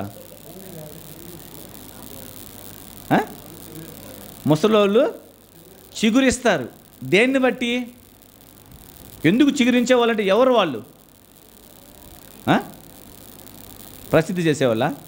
ఇంకా చూడండి, ఇప్పుడు చదివినటువంటి ఈ మాటలోనే మీ మనసులో లేదు అది. బైబిల్ ఏమనిద్దంటే వాడు త్రోవ పక్కన పడినవాడు. ఎందుకంటే ఆ మాట వింటున్నప్పుడు వారికి శ్రద్ధ లేదు. జేబులోని జారి 10 రూపాయలు పడితే తక్కువ తెలుసుకోవడం తెలుసు, మనకి చేసుకోవడం తెలుసు. కానీ మన హృదయంలో నుంచి దేవుని మాట జారిపోతుందే, ఎవరికి స్పృహ లేదు. దేవుడు కుమ్మరిస్తానే ఉన్నాడు, దేవుడు మన హృదయాల్లో పోస్తానే ఉన్నాడు. దాన్ని జాగ్రత్త పెట్టుకుంటే కదా. పెట్టుకోవట్లేదు కాబట్టే ఏం అర్థం కావట్లేదు, ఎన్ని అడిగినా ఏం చెప్పట్లేదు. మీరు చెప్పబోయారు. మీరు ఆ పరిస్థితుల మధ్యలో ఉంటే మీరేం చేస్తారు? అసలు ఏం చేసేది ఏముంది? యథావిధిగా అప్పుడు ఎట్లా ఉన్నాం, ఇప్పుడు అట్లా ఉంటాం, అంతేగాని దేవుని మాటతో మాకేం పని? కానీ గిద్యోను అలా లేడు. గిద్యోను అలా లేడు. వెళ్ళాడు, ఆ గొర్రెబొచ్చు చూశాడు, పట్టుకున్నాడు, అసలు మొత్తం చూశాడు. మళ్ళీ తర్వాత అక్కడేసి ఎక్కడన్నా పడిందేమో దేవుని మాట అబద్ధమని నిరూపించడానికి తన మనసు తనను ఎంత పరిగెత్తిచ్చిండిద్ది. రే, నువ్వు తొందరపడి అమోరీల జోలికి పోబాకరా, వాళ్ళు చంపవతల పడేస్తారు, నేను ఏమనుకుంటున్నావో ఏంటి? ఏదో కల వస్తే వచ్చిండిది, ఎవరో దేవదూత కనపడితే చెప్పుండొచ్చు, ఈ లోపు నువ్వు తొందరపడొద్దని తన మనసు తనని ఎంతగా వెనకకి లాగుండొచ్చు. చుట్టుపక్కల మొత్తం పాలెమంతరి ఎక్కడ చూసినా మంచు లేదు, గొర్రెబొచ్చు మీద మాత్రమే మంచు ఉంది. అప్పుడు మీరు నమ్ముతారా నమ్మరా చెప్పండి? అంటే దేవుడు ఏ విధంగా నీ జీవితంలో పని చేయాలనుకుంటున్నాడో చూడండి, అది గమనించండి మీరు. ఎప్పుడైతే మీరు అలా ఆ దేవుని మాటకి అలా పరీక్షించి తెలుసుకుంటారో ఏ పరిస్థితుల మధ్యలో మీరున్నా కానీ తప్పిపోరు. అందుకే గిద్యోను యుద్ధానికి బయలుదేరినప్పుడు, ధైర్యం చేసి యుద్ధానికి వెళ్ళినప్పుడు ఎంతమందితో బయలుదేరాడు తెలియదు కదా. తెలుసా ఎంతమందితోటి? 32,000 మందితోటి బయలుదేరాడు. కానీ దేవుడు ఎంతమందితో యుద్ధం చేయమని చెప్పాడు? 300 మందితోటి. మనమైతే అంటే దేవుడు అక్కడ చెప్పినటువంటి సమాధానము, నేనే నిన్ను పంపిస్తానటువంటి చూసినటువంటి ఆ పరిస్థితులు ఇక్కడ గిద్యోన్ని బలపరిచినవి. ఇక్కడ గిద్యోను భయపడకుండా, ఎస్ దేవుడు ఉన్నాడు నాతోటి, నేను భయపడాల్సిన అవసరమే లేదని ఎదుర్కోవడానికి, యుద్ధం చేయడానికి ఎలా బలంగా మారిందో మీరు అర్థం చేసుకోవాలి. ఇప్పుడు దేవుడు ఏం చేశాడు? అవిశ్వాసమైనటువంటి లేదా నమ్మనటువంటి గిద్యోను జీవితంలోకి ఎంటర్ అయ్యి ఆయన అడిగినటువంటి వాటికి చక్కగా సమాధానం చెప్పి నిరూపించి, బాబు నేనే చెప్పాను ఈ మాట అని చెప్పిన తర్వాత గిద్యోను జీవితం అనేది దేవుని పైన ఆనుకుంది. అరే, యుద్ధం చేసేది ఏంటి మనుషులతో కాదురా బాబు, దేవుడే సైన్యములకు అధిపతి అని యెహోవా నా పక్షానగా నాకు ముందుగా నడుస్తున్నాడు కాబట్టి ఇంక నాకేంటి భయం అనే ధైర్యాన్ని దేవుడు ఎలా క్రియేట్ చేశారో చూడండి. అదే దేవుడు అడుగుతుంది. దేవుని మాటకున్న శక్తి నీ జీవితంలో అప్లై కాకపోతే, నీ జీవితంలో దాన్ని నువ్వు ప్రతిరోజు వాడుకోకపోతే ఏంటి, ఆ మాట నీ జీవితానికి ఆశీర్వాదకరంగా మారదు. మనం బ్రతికినంతకాలం మనకున్న ఆలోచన ఏంటి? డబ్బుంటే బతుకుతాం, డబ్బులుంటే బతుకుతాం, డబ్బుంటే అన్నీ, డబ్బులుంటేనే అన్నీ, డబ్బులుంటేనే అన్నీ. కానీ దేవుని మాట చూస్తుంది, ఏమని చెప్తుంది? నా నోటి మాట నిన్ను బ్రతికించిద్ది, నా నోటి మాట నీకు ఆశీర్వాదకరంగా ఉంటుంది. ఇలాగా నేను చెప్తూ వెళ్తే బైబిల్లో ఎంతోమంది ఉన్నారు, వాళ్ళు ఎంతోమంది ఉన్నారు. కానీ మన జీవితంలో ఆ మాటని మీరు ఏం చేసుకోవాలంటే పరీక్షించండి, ఆ మాటని పరిశీలన చేయండి. ఈ మాట నా జీవితంలో ఎంతగా ఉపయోగకరంగా మారుతుంది. నేను ఒక దొంగ నోటు లేకపోతే ఒక చల్లని నోటు మీ ముందుకు ఇచ్చాను అనుకోండి, దాన్ని మీరు ఏం చేస్తారు? ఇటు తిప్పి అటు తిప్పి ఎన్నో చేసి కొంతమంది ఇప్పుడు స్కానర్ కింద పెడుతున్నారు, తీసుకెళ్ళి ఇట్లా పెడతారు, పెట్టేసి చెక్ చేసిన తర్వాత తీసుకుంటున్నారు. కానీ దేవుని మాట అంటే మనిషిని అపవాది ఎంత డైవర్ట్ చేస్తున్నాడో మీరు చూడండి. ఎంతగా దేవుని యొక్క మాటను బట్టి జీవించాల్సిన మనిషిని బ్రతుకుని లోక సంబంధమైన వాటి మధ్యలో పెట్టి, లోక సంబంధమైన వాటి మీద బంధించి, వాటి కొరకు కష్టపడాలి, వాటి కొరకే జీవితకాలం అంతా బ్రతకాలి, అవే మాకుండాలి, అవే సంపాదించాలి, నా పిల్లల తరాలు అవే తిని బతకాలి. అంటే ఇది దేవుని సంకల్పమా? ఇది దేవుని ఉద్దేశమా? మీరు ఆలోచన చేసుకోండి. ఇప్పుడు మీ దగ్గరికి వద్దాం. ఇప్పుడు మీరు చదువుకుంటున్నారు కదా, మీ జీవితంలో అంటే మీకు ఉందో లేదో నాకు తెలియదు, లేదని నేను అనుకుంటున్నాను. చూస్తే మేము ఒక గొప్ప వాళ్ళంగా మారాలి, ఒక ఉన్నతమైన స్థాయిలో ఉండాలి, మా కాలేజీలోనైనా కానీ ఎక్కడైనా కానీ మాకంటూ ఒక ప్రత్యేకమైన స్థానాన్ని మేము ఏర్పాటు చేసుకునే విధంగా ఎదగాలి అని ఆలోచన ఉందా మీకు?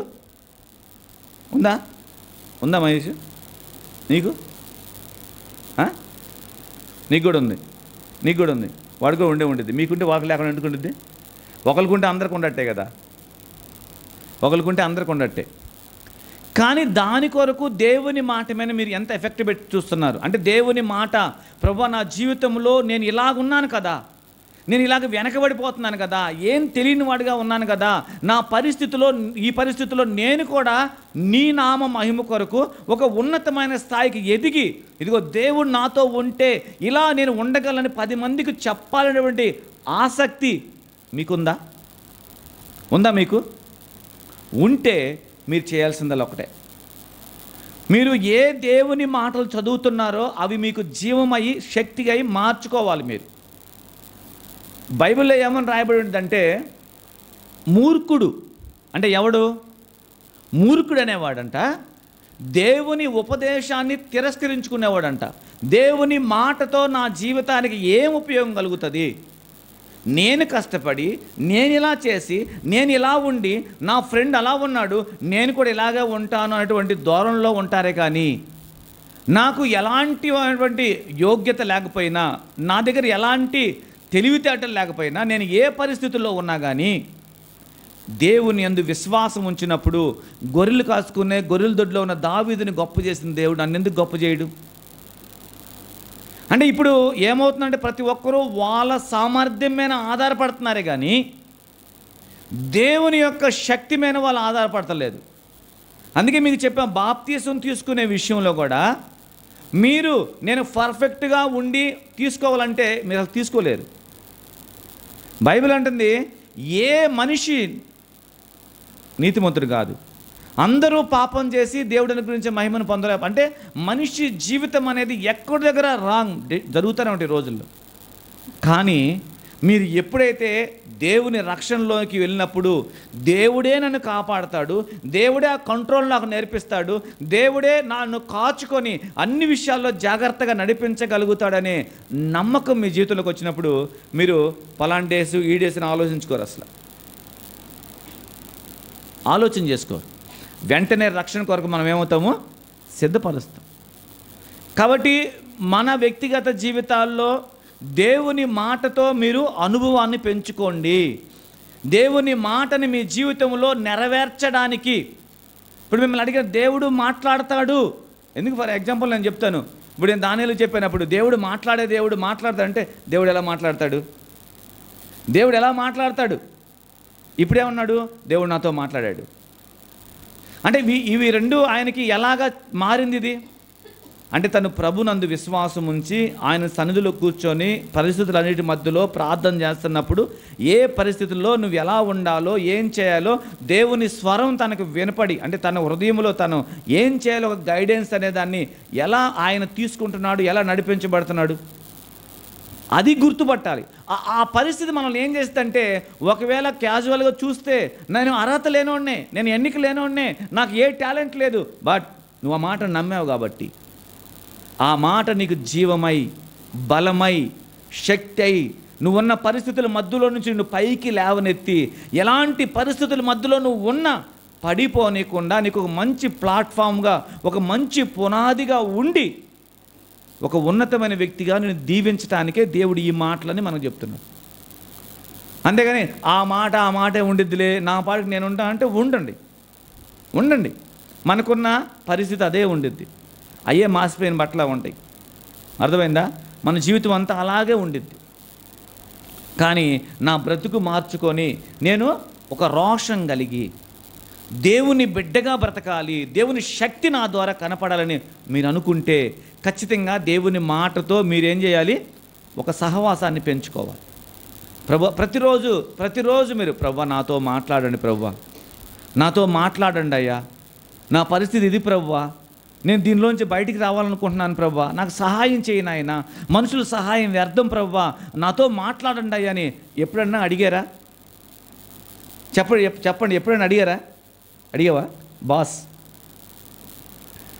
అడిగావా? అడగరు.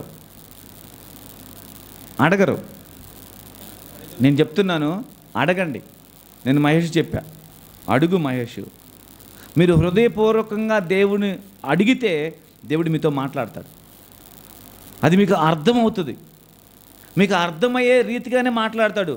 వచ్చి కన్నడలో చెప్పాలంటే మీకేమి, లేదా హిందీలో చెప్పాలంటే, లేకపోతే ఇంగ్లీష్లో చెప్పడు. నీకు అర్థమయ్యే రీతిగానే నీతో మాట్లాడతాడు. అర్థమయ్యే రీతిగానే మాట్లాడతాడు. ఒక సందర్భం చెప్తాను. ఇప్పుడు మరియమ్మ పెళ్ళికి ఆమెకి ఎంగేజ్మెంట్ అయ్యింది. ఆమెది ఇంకా కొన్ని రోజుల్లో పెళ్ళి. ఈ సమయంలో పరిశుద్ధాత్ముడు గాబ్రియల్ దేవదూత మరియమ్మ దగ్గరికి వెళ్ళి, దయాప్రాప్తురాలా, ఇదిగో ఇలాగా నువ్వు గర్భవతి కాబోతున్నావు అంటే, నేను ఎలా గర్భవతిని అవుతానయ్యా? ఏంటి, నేను పురుషుని ఎరగని దాన్ని కదా, మరి నేను ఎలా ఉందంటే ఇలా, అంటే పరిశుద్ధాత్మని కమ్ముకున్నప్పుడు నువ్వు శక్తి నీ మీద దిగి వచ్చినప్పుడు నువ్వు గర్భం ధరిస్తావు, కుమారుని కంటే ఆయన యేసు అని పేరు పెడతావు అని చెప్పాడు. ఈ మాట ఎవరికి వినపడింది? ఇలాగ కొన్ని రోజుల తర్వాత మరియమ్మ గర్భవతి అయింది. ఈ మాట ఎవరికి వినపడింది? ఎవరా? యోసేపు. అదే మరియ భర్త అయిన యోసేపుకి వినపడింది. అప్పుడు ఆయన ఏమనుకున్నాడు? నీతిమంతుడైన యోసేపు అనమాట ఆయనకి. ఎందుకంటే ఆమెని బజార్లో లాగి అల్లరి చేయలా, ఆమెను బజార్లో లాగి గోల్ చేయలా. అనుకున్నాడు, సరే సైలెంట్గా వదిలిపెట్టేసి వెళ్ళిపోదాం, నా దారిని వెళ్ళిపోదాం, ఇంకా ఎంగేజ్మెంట్ అయిన తర్వాత ఇంకా ఆమె అలా తెలిసిన తర్వాత మనం ఏం చేయగలుగుతాం అనుకున్నాను. కానీ ఆ రాత్రి కల్లో దేవదూత ప్రత్యక్షం ఏమని చెప్పాడు తెలుసు? అసలు మరియమ్మ యొక్క పరిశుద్ధతను చెప్పాడు. అది తెలుసుకున్నటువంటి యోసేపు అంటే ఆమె మరలా డెలివరీ అయ్యేదాకా కూడా వాళ్ళిద్దరు కలిసి లేరు. అర్థమైందా? అంటే దేవుడు ఎలాంటి వాడంటే పరిస్థితుల్ని అట్లా పెట్టి ఉండడు, మాట్లాడతాడు మనతో వచ్చి, మనతో మాట్లాడుతూ ఉంటాడు. మనతో మాట్లాడినప్పుడు మనం దాన్ని గ్రహించుకోవాలి. దానికి ఇప్పుడు చూడండి, ఆయన ఆ మాట విన్నప్పుడు ఏదో వచ్చిందిలే పిచ్చికలు అనుకున్నాడా? అనుకోవాలా. అంటే ఆమె డెలివరీ అయ్యేదాకా కూడా ఆమె దగ్గరికి దూరంగానే ఉన్నాడు ఆయన. అంతే. అంటే ఆ మాటకి అట్లా ఉండాలన్నమాట. అలాంటి జీవితం మనకు కావాలి. ఈరోజు నీ పరిస్థితిని నువ్వు చూడొద్దు. అట్లా అని చెప్పేసి నేను గొప్పలకి డబ్బాలకి వెళ్ళమని చెప్పడం లేదు. నేను ఏం చెప్తున్నా అంటే, నువ్వు ఉన్న పరిస్థితిలో నువ్వు పైకి లేవాలనుకుంటున్నావా, నువ్వు బాగుపడాలనుకుంటున్నావా, లేకపోతే నువ్వు ఒక ఉన్నతంగా ఎదగాలనుకుంటున్నావా, అయితే దేవుని మాటతో సహవాసం చేయండి. దేవుని మాటని మీ హృదయంలో తీసుకోండి. ఆ మాటను పరిశీలించి గిద్యోన్లాగా మీరు కూడా మార్పు చెంది ప్రభు నీ కొరకు ఉంటానని పరిపూర్ణమైన విశ్వాసంతో మనం పలకగలిగితే, నువ్వు ఎక్కడెక్కడ పడిపోతున్నావో, నువ్వు ఎక్కడెక్కడ దారి తప్పిపోతున్నావో దేవుడు చక్కగా నీకు అన్నీ కూడా చూపిస్తాడు, అన్నీ కూడా మనకు నేర్పిస్తాడు. అప్పుడు మనం ఉన్న పరిస్థితుల మధ్యలో నుంచి దేవుడు మనల్ని పైకి లేపుతాడు. నువ్వు అలాగే ఇప్పుడు చాలామంది జీవితాల్లో ఏం చేస్తారు? సంవత్సరాలు గడిచే కొంది మందిరానికి వెళ్తూ ఉంటారు, కానీ వాళ్ళ కుటుంబాల పరిస్థితులు మారవు. వాళ్ళు ఎప్పుడు చూసినా ఒకేలాగా ఉంటారు. అప్పుడు ఎలా ఉన్నారు, ఇప్పుడు అలాగే ఉంటారు. చాలామంది దేవుడు మీకు ఏం చేశాడు మీరు అనుకుంటారు, కానీ వీళ్ళు దేవుని మాటకి విలువిచ్చి ఆ మాటను బట్టి బతకట్లేదని వాళ్ళకి తెలుసా? చెప్పండి. తెలీదు. మనం ఎప్పుడైతే ఆ మాటను తీసుకొని వింటున్న మాటలను బట్టి మిగిలిన 6 రోజులు మన జీవితంలో ఆ మాటలను బట్టి బ్రతుకుతూ ఉంటామో, మనం చేసేదంతా దీవించబడుతుంది, మనం చేసేదంతా ఆశీర్వదించబడుతుంది. ఒక మార్పు చెందిన వారంగా మనం కనపడతాం. అంటే ఆ మాట నీలో లేకపోతే మార్పు రావడానికి ఆస్కారం లేదు. ఆ మాట నువ్వు నమ్మకపోతే ఆ మాట నీలోకి వెళ్ళి పనే చేయదు. అసలు ఆ మాట ఎప్పుడైతే నీ జీవితంలో ఒట్టిగా అలా ఉండి వెళ్ళిపోయిందో నీకు తెలియదు, నువ్వు వచ్చేవాడు కూర్చున్నావు వెళ్ళిపోయావు, కానీ దేన్ని వదిలి వెళ్ళావో నీకు తెలియట్లేదు. దేనికోసం వచ్చావో ఎంత దూరమో ఏంటి, దేన్ని తీసుకోకుండా వెళ్ళిపోతున్నావో మనకు అర్థం కావట్లేదు. కాబట్టి మన బ్రతుకులు అలా ఉండిపోతున్నాయి. వచ్చిన దేని కొరకు? శక్తి కలిగిన జీవము కలిగిన దేవుని వాక్యం కొరకు ఎంత దూరం వచ్చి ఆ జీవము కలిగిన దేవుని మాటలు ఈ హృదయంలో నింపుకోకుండా అలాగే ఖాళీగా వెళ్ళిపోయావు అనుకో, ఎందుకు వచ్చావో ఎందుకు వెళ్ళావో నీకు తెలియదు. అంటే నీకు తెలుసు ఏమన్నా ప్రార్థనకి వెళ్ళానని మాత్రం నీకు తెలుసు, కానీ దేవుని మాట నీ జీవితానికి ఎంతో ఉపయోగపడింది అనేది నీకు తెలియదు మనకి. ఇలాంటి ఒక డైలమాలో మనం ఉంటున్నాం కాబట్టే మన బ్రతుకులు మారటం లేదు, మన పరిస్థితులు మారటం లేదు, మనం ఎక్కడేసిన గొంగలి అక్కడేనట్టు అయిపోయింది మన పరిస్థితి. అందుకనే దేవుని వాక్యంతో మనము ఏం చేయాలి?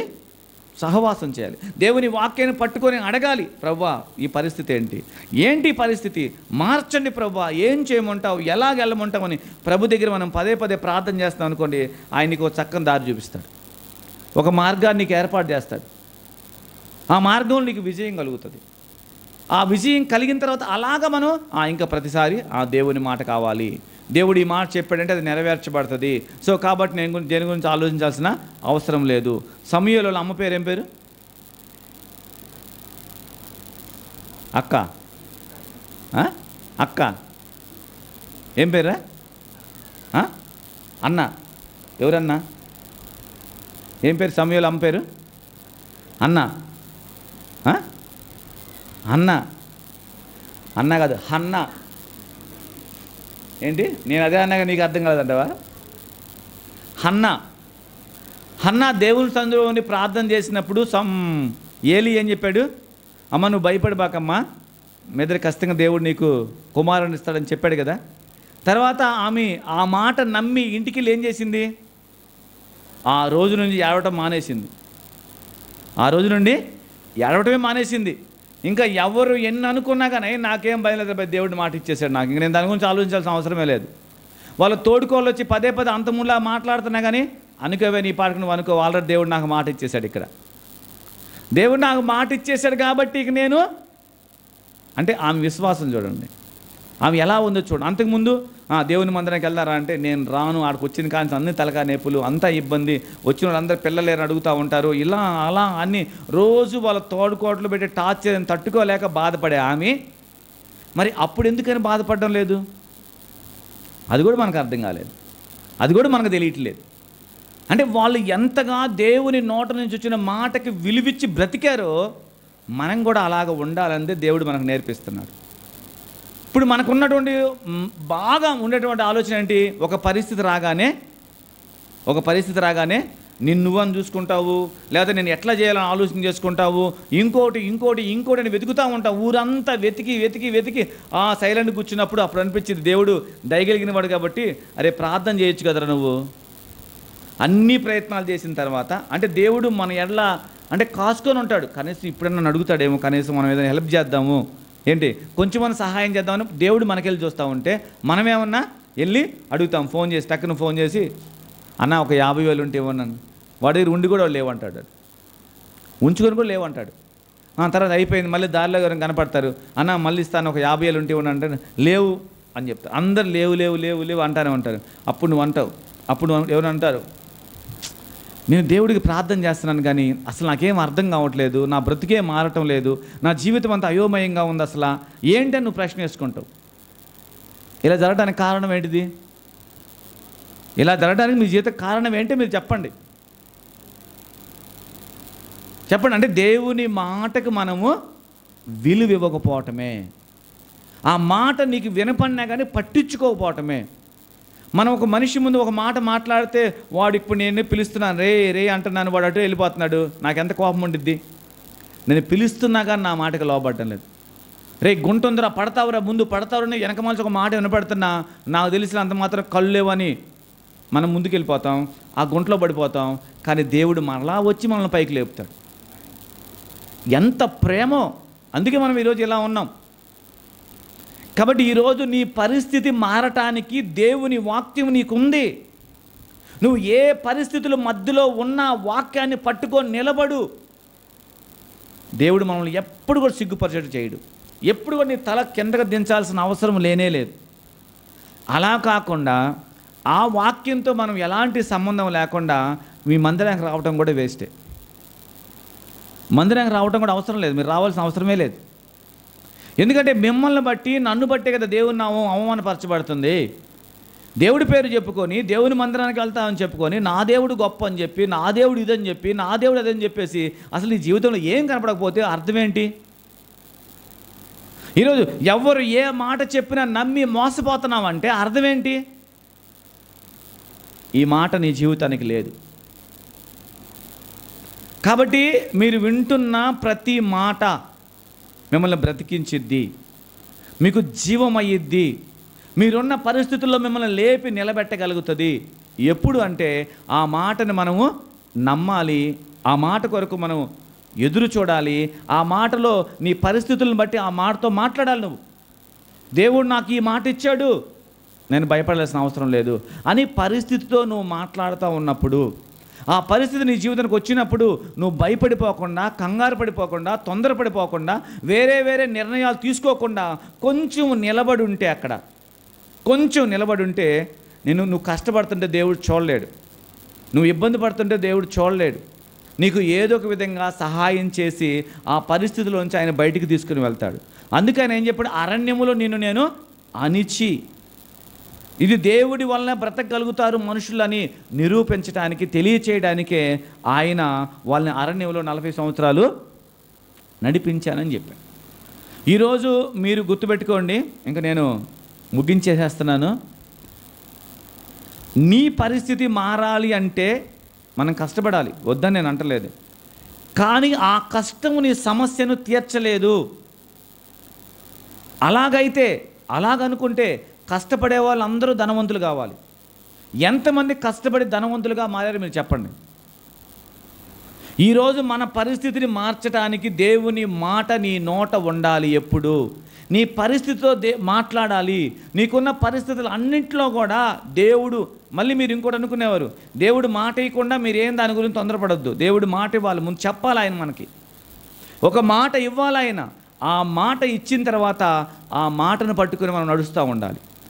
దేవుడు లేకపోతే ఇప్పుడు ఆదివారపు ఆరాధనలో మనకు తెలియచేశాడు, అయ్యా నా మాట మిమ్మల్ని బ్రతికిచ్చిద్దని. అప్పుడు మీరు ప్రార్థన చేయాలి, ప్రభా ఈ మాట మీరు చెప్పారు కాబట్టి, ఎందుకంటే ఈ మాట నాది కాదు కదా, దేవుని మాట కదా. ఈ మాటను పట్టుకొని నా పరిస్థితి ఎలా ఉంది దాన్ని బాగు చేయండి, దాన్ని సరిచేయండి, నాకున్న ప్రతి అవసరతలో కూడా మీరు మాకు తోడుగా ఉండి నా పరిస్థితిని బాగు చేసి అవతల నన్ను దాటించండి అయ్యా అని మనం ప్రార్థన చేయాలి. కాబట్టి మీకు అర్థమైందా? ఏమర్థమైంది? ఏమన్నారు? ఏమన్నారు మీరు? ఇంకా చౌక్ మైక్ కావాలా? ఏమని చెప్పాడు ఈరోజు? ఏం చేయాలి మనము? మహేష్ ఏం చేయాలి చెప్పు? దేవుని మాటకి లోబడాలి. ఇంకా ఏంటి దేవుని మాట అంటే? ఎందుకు లోబడాలి?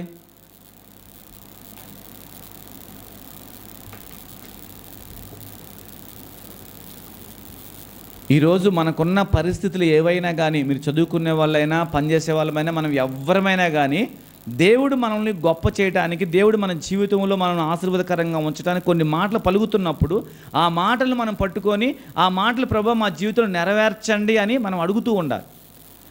అడగాలి అంటే మొదట మన మనసు మారాలి. ఏమని తెలుసా? నేను ఈ పరిస్థితులను బట్టి కాదు కానీ, లేకపోతే నాకున్నటువంటి ఈ లోక సంబంధంలో వాళ్ళు లేదా ఈ లోకస్తులు బతికినట్టు కాదు కానీ, నేను నీతిగా, నిజాయితీగా, యథార్థంగా నేను బతకాలి అనేటువంటి ఒక నిర్ణయం అనుకుంటే అలాంటి జీవితంలో దేవుడు నన్ను బ్రతికిస్తాడు, అలాగ నేను ఉండగలను అని ఒక నమ్మకం మన హృదయంలో ముందు పుట్టాలి. అప్పుడు అదేం చేసిద్ది? నీకున్న పరిస్థితులు అన్నిటిలో నుంచి నువ్వు నమ్మావు కాబట్టి, నువ్వు నీతిగా ఉండాలనుకున్నావు కాబట్టి, నువ్వు బాగా చదువుకొని గొప్పవాడివే దేవుడికి మహిమ తెచ్చేవాడిగా ఉండాలనుకున్నావు కాబట్టి, మేము పరిచర్య చేసి దేవుడి నామం గణపరచబడాలని కోరుకుంటున్నాం కాబట్టి, మనం అంతా దేవుని మహిమ కొరకు ఉన్నాం కాబట్టి ఆ మాట మనల్ని ఆ స్థాయికి తీసుకొని వెళ్తుంది. అప్పుడు మనకి ఏది ఉన్నా కానీ, ఏ పరిస్థితిలో ఉన్నా కానీ దేవుడు నన్ను ఇలా వదిలిపెట్టేవాడు కాదు, దేవుడు నన్ను ముందుకు తీసుకొని వెళ్తాడు. అప్పుడు ఈ ఉద్దేశంతో మీరు బైబిల్ చదవండి. ప్రతి మాట మనకు జీవం అవుతుంది, ప్రతి మాట మనల్ని బలపరుస్తుంది. ఇప్పుడు దావీదుని గొర్రెల దొడ్లో నుంచి దేవుడు ఇశ్రాయేలు పిల్లలకు అధికారిగా చేశాడుగా. భయపడుతున్న పిరికోడుగా ఉన్నప్పుడు గిద్యోన్ని పరాక్రమం గల గిద్యోనిగా మార్చాడుగా. చెప్పండి, మార్చాడా లేదా? ఎవరు మార్చారు అంటే వాళ్ళు దేవుని మాట నమ్మి ఆ ప్రకారంగా వాళ్ళు ముందుకు వెళ్ళారు కాబట్టి ఆ మాట వాళ్ళని అలా గొప్ప చేసింది. దేవుని మాట ఉన్నా కానీ ఆ మాటను పట్టించుకోకుండా వదిలిపెట్టిన సౌలు ఏమైపోయాడు? నాశనం అయిపోయాడు. కాబట్టి మన బ్రతుకులు మారటం లేదు, మనం ఇలాగే ఉన్నాము. ఆదివారం ఆరాధనకి వెళ్ళినా కానీ యేసుప్రభు గొప్ప దేవుడయ్యా, ఆయన సర్వశక్తిమంతుడని చెప్పుకుంటున్నా నీ మాట నీ జీవితం మారటం లేదంటే ఆ మాట నీకు లేదు అంటే నీ జీవితంలో దాన్ని నువ్వు పట్టించుకోవట్లేదు, దాన్ని నీ హృదయంలో పెట్టుకోవట్లేదు, అలా ఉండాలని మీరు కోరుకోవట్లేదు. మీ ఇష్టం వచ్చినట్టుగా మీరు ఉండాలనుకున్నంత కాలం ఆయన మాట మీకు ఏమి సహాయం చేసి పెట్టదు. ఇంకొకటి, ఆయన మాట నమ్మినట్టుండి నమ్మకుండా ఉన్నా కానీ ఏం ప్రయోజనం ఉండదు. పూర్ణ మనసుతో, పూర్ణ బలముతో, పూర్ణ శక్తితోటి, విశ్వాసంతో మనము ప్రభు నాకు ఇచ్చిన మాట, ప్రభు నా జీవితాన్ని ఒక ఉన్నతమైన స్థాయిలో తీసుకొని వెళ్ళగలుగుతాడు అనే విశ్వాసంలోంచి మనం ఎప్పుడు కూడా తప్పిపోకూడదు, ఎప్పుడు మనం జారిపోకూడదు.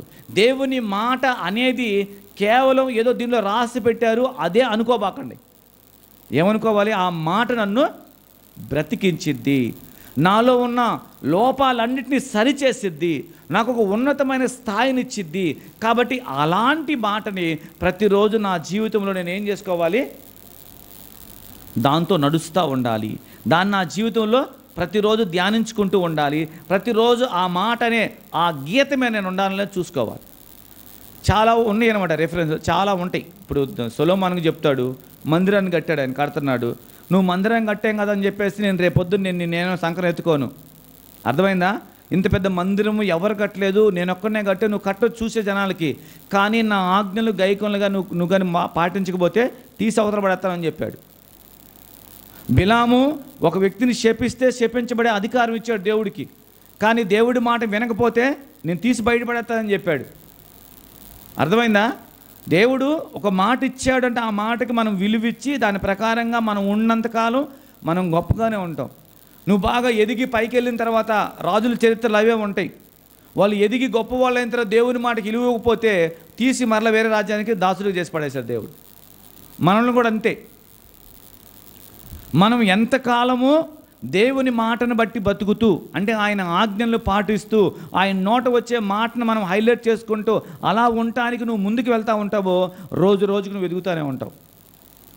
ఆయన మాట పట్టించుకోకుండా, ఆయన ఆజ్ఞల ప్రకారం జీవించకుండా, నీ ఇష్టానుసారంగా ఉండి దేవుని మాటను పట్టించుకోకుండా నువ్వు ఉన్నంతకాలం ఇలా కిందకు దిగుతూనే ఉంటావు. ఎలా ఉండాలో మీరే నేర్చుకోండి, ఎలా ఉండాలో మీరు ఆలోచన చేయండి. విని వదిలేశారనుకోండి, నెక్స్ట్ ఆదివారం కూడా ఇలాగే ఉంటారు మీరు. నెక్స్ట్ ఆదివారం ఏంది, రాబోయే సంవత్సరం కూడా అట్లానే మీరు ఉంటారు. కానీ ఈరోజే ఆ మాటని మీ హృదయంలో తీసుకొని ఆ మాటను గురించి ఒక మార్పు కావాలని మీరు దేవుని సన్నిధిలో ప్రార్థన చేసి ఆ మాటకి విలువిచ్చి అది హృదయంలో నింపుకుంటే, ఇదిగో ఇప్పటి నుంచే మీ జీవితంలో నూతనంగా మార్చబడ్డానికి, మీ ఆలోచన విధానం మారిపోవడానికి, మీరు దేవునికి మహిమ తెచ్చే బిడ్డలుగా ఉండటానికి, వాక్యం మీద ఆధారపడడానికి మిమ్మల్ని మార్చిద్ది, మార్పును కలుగు చేస్తుందని మీరు గుర్తుపెట్టుకోవాలి.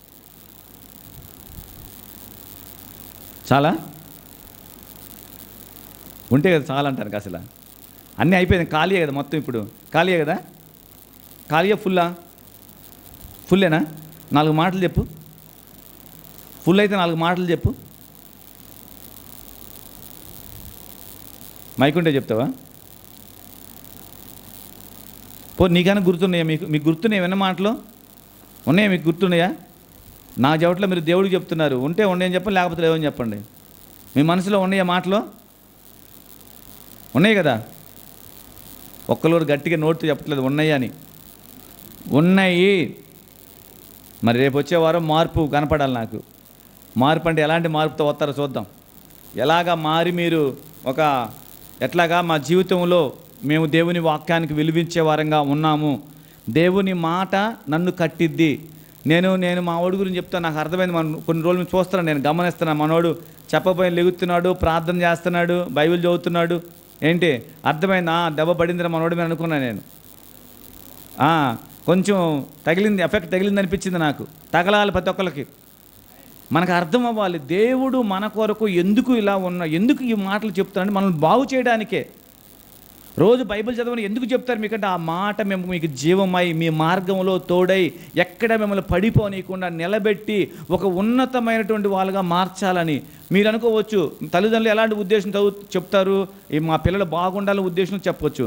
కానీ పరలోకమందు దేవుడు మీ తల్లిదండ్రుల కంటే ముందుగా కూడా మిమ్మల్ని ఒక గొప్ప వాళ్ళుగా చూస్తున్నాడు కాబట్టి ఆ మాట మీరు వినగలుగుతున్నారు. దాన్ని మనం ఏం చేస్తాం? పక్కకు నెట్టేస్తాం. సెల్ ఫోన్ ఎప్పుడైనా నెట్టారా పక్కకి? నెట్టారా? అది ఎక్కడైనా పోయిద్దని మెల్ల తాడేసుకుని మెల్లోనే వేసుకుని మెల్లని ఉంచుకుని అది ఎక్కడైనా పోయిద్దేమని మళ్ళీ అని. కానీ దేవుని వాక్యం ఎవరికైనా ఉందా? ఉండదు. అంటే దేవుని వాక్యానికి విలువ ఇవ్వండి. దేవుని వాక్యం ప్రకారం ఉండటానికి దేవుని సహాయాన్ని అడగండి. ఈ పరిస్థితుల్లో ప్రభా నీ వాక్యము ఫలానా వ్యక్తి జీవితంలో ఇలా నెరవేర్చబడింది కదా, మీరు ప్రభా ఇలాంటి ఒక పరిస్థితుల్లో, అంటే మీరు ఇలా అంటున్నాను ఇంకొక అనుకోవాకండి, ఒక యవ్వనస్తుడిని ఒక ఆమె బలవంతం చేసి నాతో పాపం చేయని పిలుస్తున్నా ప్రేరేపిస్తున్నా పరిస్థితులు అన్నీ అనుకూలంగా మారినా కానీ నేను చెయ్యను అన్నాడు అంటే అతనిలో ఎంత ఆ పవర్ ఉండుద్ది మీరు చూడండి, ఎంత శక్తి ఉండుద్ది మీరు చూడండి. ఈరోజు ఆ సందర్భాల కోసమో లేకపోతే ఇంకోటి కోసమో దాచుకొని నిలబడి అనేక మంది ఎదురు చూస్తున్నారు. మీరు ఇంకోలాగా అనుకోబాకండి. ఎంతోమంది పాపం చేయడానికి ఎక్కడ నాకు వీలు కలిగిద్దని ఎదురు చూస్తుంటే ఒక అతను ఆ పరిస్థితులు వచ్చినా కానీ అమ్మో నేను చేయను రా బాబా అన్నాడంటే దేవుని మాట అతని జీవితంలో ఎంతగా పనిచేస్తుందో మీరు చూడండి. ఏదో ఈయన వదిలిపెట్టే మాటలు కాదు ఇవి. ఇప్పుడున్నటువంటి పరిస్థితుల మధ్యలో ఇప్పుడున్నటువంటి ఎక్కడికి వెళ్ళా కానీ తప్పు చేయడానికి అన్ని పరిస్థితులు అనుకూలంగా ఉన్నటువంటి రోజుల్లో నువ్వు ఒక పరిశుద్ధమైన పవిత్రమైనటువంటి ఒక వ్యక్తిలాగా దేవుని కొరకు సాక్షిగా నిలబడాలి అంటే నీకు దేవుని మాట ఎంత తోడుండాలో మీకు అర్థమవుతుంది. అసలు ఎవరికి తెలుసా బాధ? ఎలా నేను నా దేవునికి గొప్పవారుగా పేరు తెచ్చే వ్యక్తిగా ఉండాలి, నా దేవుణ్ణి మహిమపరచాలని కోరుకుంటూ ఉంటారో అలాంటి వారి జీవితాల్లోనే ఉంటాయే తప్ప ఏదో విని కాసేపు కూర్చొని వెళ్ళిపోదాం అనుకున్న జీవితాల్లో ఉండవు. అవి వాళ్ళకి ఏం పని చేయ వారి జీవితంలో. నేను దేవుని కొరకు ఉండాలి, నా దేవుడు గొప్పవాడు పరిశుద్ధుడు అని ఛాలెంజ్గా చెప్పాలనుకున్న వారి జీవితంలో అలాంటి వాటి కొరకు వాళ్ళు నిలబడతారు. యోసేపుకి తల్లిదండ్రులు తోడున్నారా? ఎవరైనా చెప్పేవాళ్ళు ఉన్నారా? ఇలాంటి ఆదివారం ఆరాధనలు ఉన్నాయా? బైబిల్ ఉందా? ఏముంది ఆయనకి అసలు? ఇవన్నీ ఉన్నా లేకపోయినా ఉండాల్సిన ప్లేస్లో దేవుని భయం ఉందాడ. అది ఒక్కటి చాలు యోసేపుని ఫరో తర్వాత ఫరోలోకి తీసుకెళ్తాను. దీన్ని మీరు గుర్తుపట్టరు, దీన్ని మీరు ఆలోచన చేయరు. దేవుడు ఎప్పుడు కూడా నువ్వు చేసే కార్యాలను బట్టి కాదు, నువ్వు లేకపోతే ఇంకోటి కాదు ఆయన చూసేది, నువ్వు ఆయన మాటకి ఎంత విలువిస్తున్నావు, నీ జీవితంలో ఆయన మాటకి ఎంతగా కట్టుబడి లోబడి ఉన్నావు అందే దేవుడు చూస్తూ ఉంటాడు. ఇది మనం నేర్చుకోకుండా మన జీవితంలో మనం గొప్పవాళ్ళం అవ్వాలని కోరుకోవడం అనేది చాలా చాలా అవివేకం. బైబిల్ ఏమంటుంది? ఎవడు నా మాట చొప్పున కట్టుకుంటాడో వాడు ఏడ కడుతున్నాడు? బండ మీద కడుతున్నాడు. విననివాడు ఎక్కడ కడుతున్నాడు? ఇసుక మీద కడుతున్నాడు. ఏది నిలబడి చెప్పండి? మరి బండ మీద కట్టింది నిలబడాలంటే ఎవరి మాట కావాలి? దేవుని మాట. నీ జీవితం కూడా నిలబడాలి, నువ్వు ఒక ప్రయోజకుడిగా మారాలి, 10 మందికి ఆశీర్వాదకరంగా ఉండాలి అంటే నీకు దేవుని మాటే కావాలి. నా ఫ్రెండ్ ఇలా చేస్తే నేను ఇలా చేస్తాను, వాళ్ళు ఇలా ఉన్నారు కాబట్టి నేను ఇలా ఉంటాను, వాడిలా కాబట్టి నేను ఇలా, అవి కాదు మనకు కావాల్సింది. నీ దేవుడు నీకేం చెప్తున్నాడు? నేను ఒక గొప్పవాడిగా నిలబెట్టాలని కోరుకుంటున్నప్పుడు దేవుడు నీకు ఏం చెప్తున్నాడో అది నీకు అర్థం కాకపోతే నువ్వు ఆ స్థాయికి ఎప్పటికీ వెళ్ళలేవు. ప్రతిరోజు మీరు దేవుని మాటని, ఈరోజు దేవుడు నాతో ఏం చెప్పాడు, ఎలా ఉండమని చెప్తున్నాడు, పదే చూడండి. మనం మీకు అర్థం కావట్లేదు కానీ మీరు దేవుని మాటలు వినటానికి మీరు అలా అన్నారు. రోజంతా వేరే పనుల మధ్యలో తిరిగి సాయంత్రం వస్తువులకి ఎలాగైనా స్తుతి కూడికలో వారికి వాక్యం చెప్పాలి, దేవుని మాటలు ప్రతిరోజు వినిపించాలి, వీరు దారి తప్పిపోకూడదని మీకు వరకు ఎంత ప్రయాసపడి వచ్చి దేవుని మాటలు చెప్తాం. కానీ వినేవాళ్ళు ఆయన పట్టించుకున్నారు? అసలు దేవుని మాటలు చెప్పడం అంటే ఈజీగా బైబిల్ చదివి చెప్పేస్తాను అనుకోబాకండి మీరు. దాని వెనకాల దేవుడి దగ్గర అడిగి ఆయన చెప్పిన దాకా నిలబడి ఆ మాట మీకు చెప్పాలని ఆశతోనే వస్తాం. కానీ ఏమవుతుంది, ఆ మాట మీ దగ్గరికి వస్తేకే ఏమైపోయింది?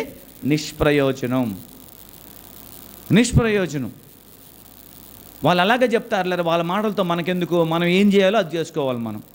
మనం ఎలా నడవాలో అలా నడవాలి, మనం ఏ విధంగా ఉండాలో అలాగే మనకు అలవాటు. కానీ దేవుని మాటతో మనకేం పని అంటే, నువ్వేమంటే తెలుసా, ఎప్పుడు అంటే పోయిన సంవత్సరం ఎలాగున్నావో ఇంకా 4 సంవత్సరాల తర్వాత కూడా అలాగే ఉంటాం. మనం ఏం మార్పు కలగదు. ఏం మార్పు కలిగిద్ది? కాకపోతే మొన్న చూస్తే ఎంత ఉంటావు, ఈసారి పెద్దగా అవుతావు, అంతే. ఏమి లేదు, సంవత్సరాలు గడిచే కొంది. ఆత్మీయ జీవితంలో లోతేది? ఆత్మీయ జీవితంలో ప్రభుతో నడిచే అనుభవం ఏది? ప్రతి సమస్యకి ప్రభు దగ్గర విచారించి కనుక్కొని దీన్ని పరిష్కారం చేయాలని ఆలోచన ఎక్కడ? ఎవరికి ఉంటాయి అవి? ఆయన మాట మీద ఆధారపడేవాడికి ఉంటాయి. ఆయన మాటను బట్టి కట్టుకోవాలనుకునేవాడు మీద ఉంటాయి. ఆయన మాటలో జీవం ఉంది. నాకు ఎదురవుతున్న ఏ పరిస్థితి అయినా కానీ నేను జయించగలుగుతాను అనే వాళ్ళకు ఉంటుంది.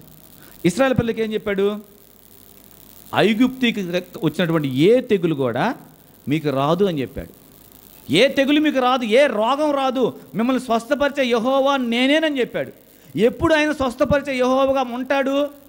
ఆజ్ఞలు పాటించినప్పుడే ఉంటాడు. అంతేగాని ఊరికే అందరికి యెహోవా స్వస్థపరిచేవాడుగా ఉండడు. ఆయన నోట పలికే ప్రతి మాట నీ జీవితంలో కార్యంగా అవుతూ ఉండాలి. లోకంలో బతికిన వాళ్ళు బతికినట్టుగా నేను కూడా ఉంటాను అని మందిరంలోకి వచ్చి యెహోవా నన్ను స్వస్థపరిచయ్యా అంటే నీ స్వస్థత వచ్చిద్దా? మన జీవితం మారుతుందా? లోకానికి వేరుగా ఉండాలి మనం. క్రైస్తవులు అంటేనే లోకానికి ఎదురుగా ఉండేవాళ్ళు. లోకంలో వాళ్ళు బతికినట్టు బతికేవాళ్ళు కాదు వీళ్ళు. మరి లోకానికి వేరేగా బ్రతకాలంటే మరి నీకు ఆధారం ఏంటి? నువ్వు ఏం చూసుకొని అలా బతకాలి? నీకున్నటువంటి ఆ బలం ఏంటి? దేవుని వాక్యం, దేవుని మాటే. ఆ మాట మనకి లేదు కాబట్టి ఆ బలం మనకు రావట్లేదు. ఆ మాటలో జీవం మనకు లేదు కాబట్టి లోకాన్ని ఎదిరించలేకపోతున్నాం మనం.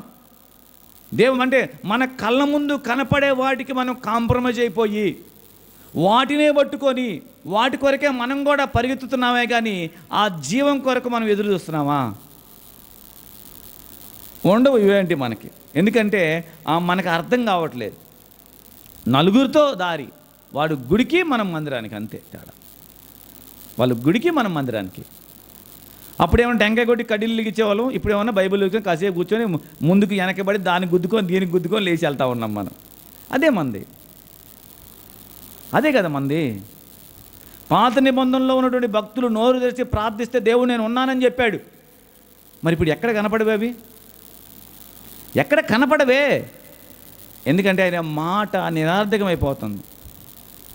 ఇప్పుడు ఈ రోజుల్లో ఎంత విస్తారమైన సువార్త, ఎక్కడికైనా వెళ్ళండి, వీధిలో 2 చర్చిలు ఉంటున్నాయి లేదా?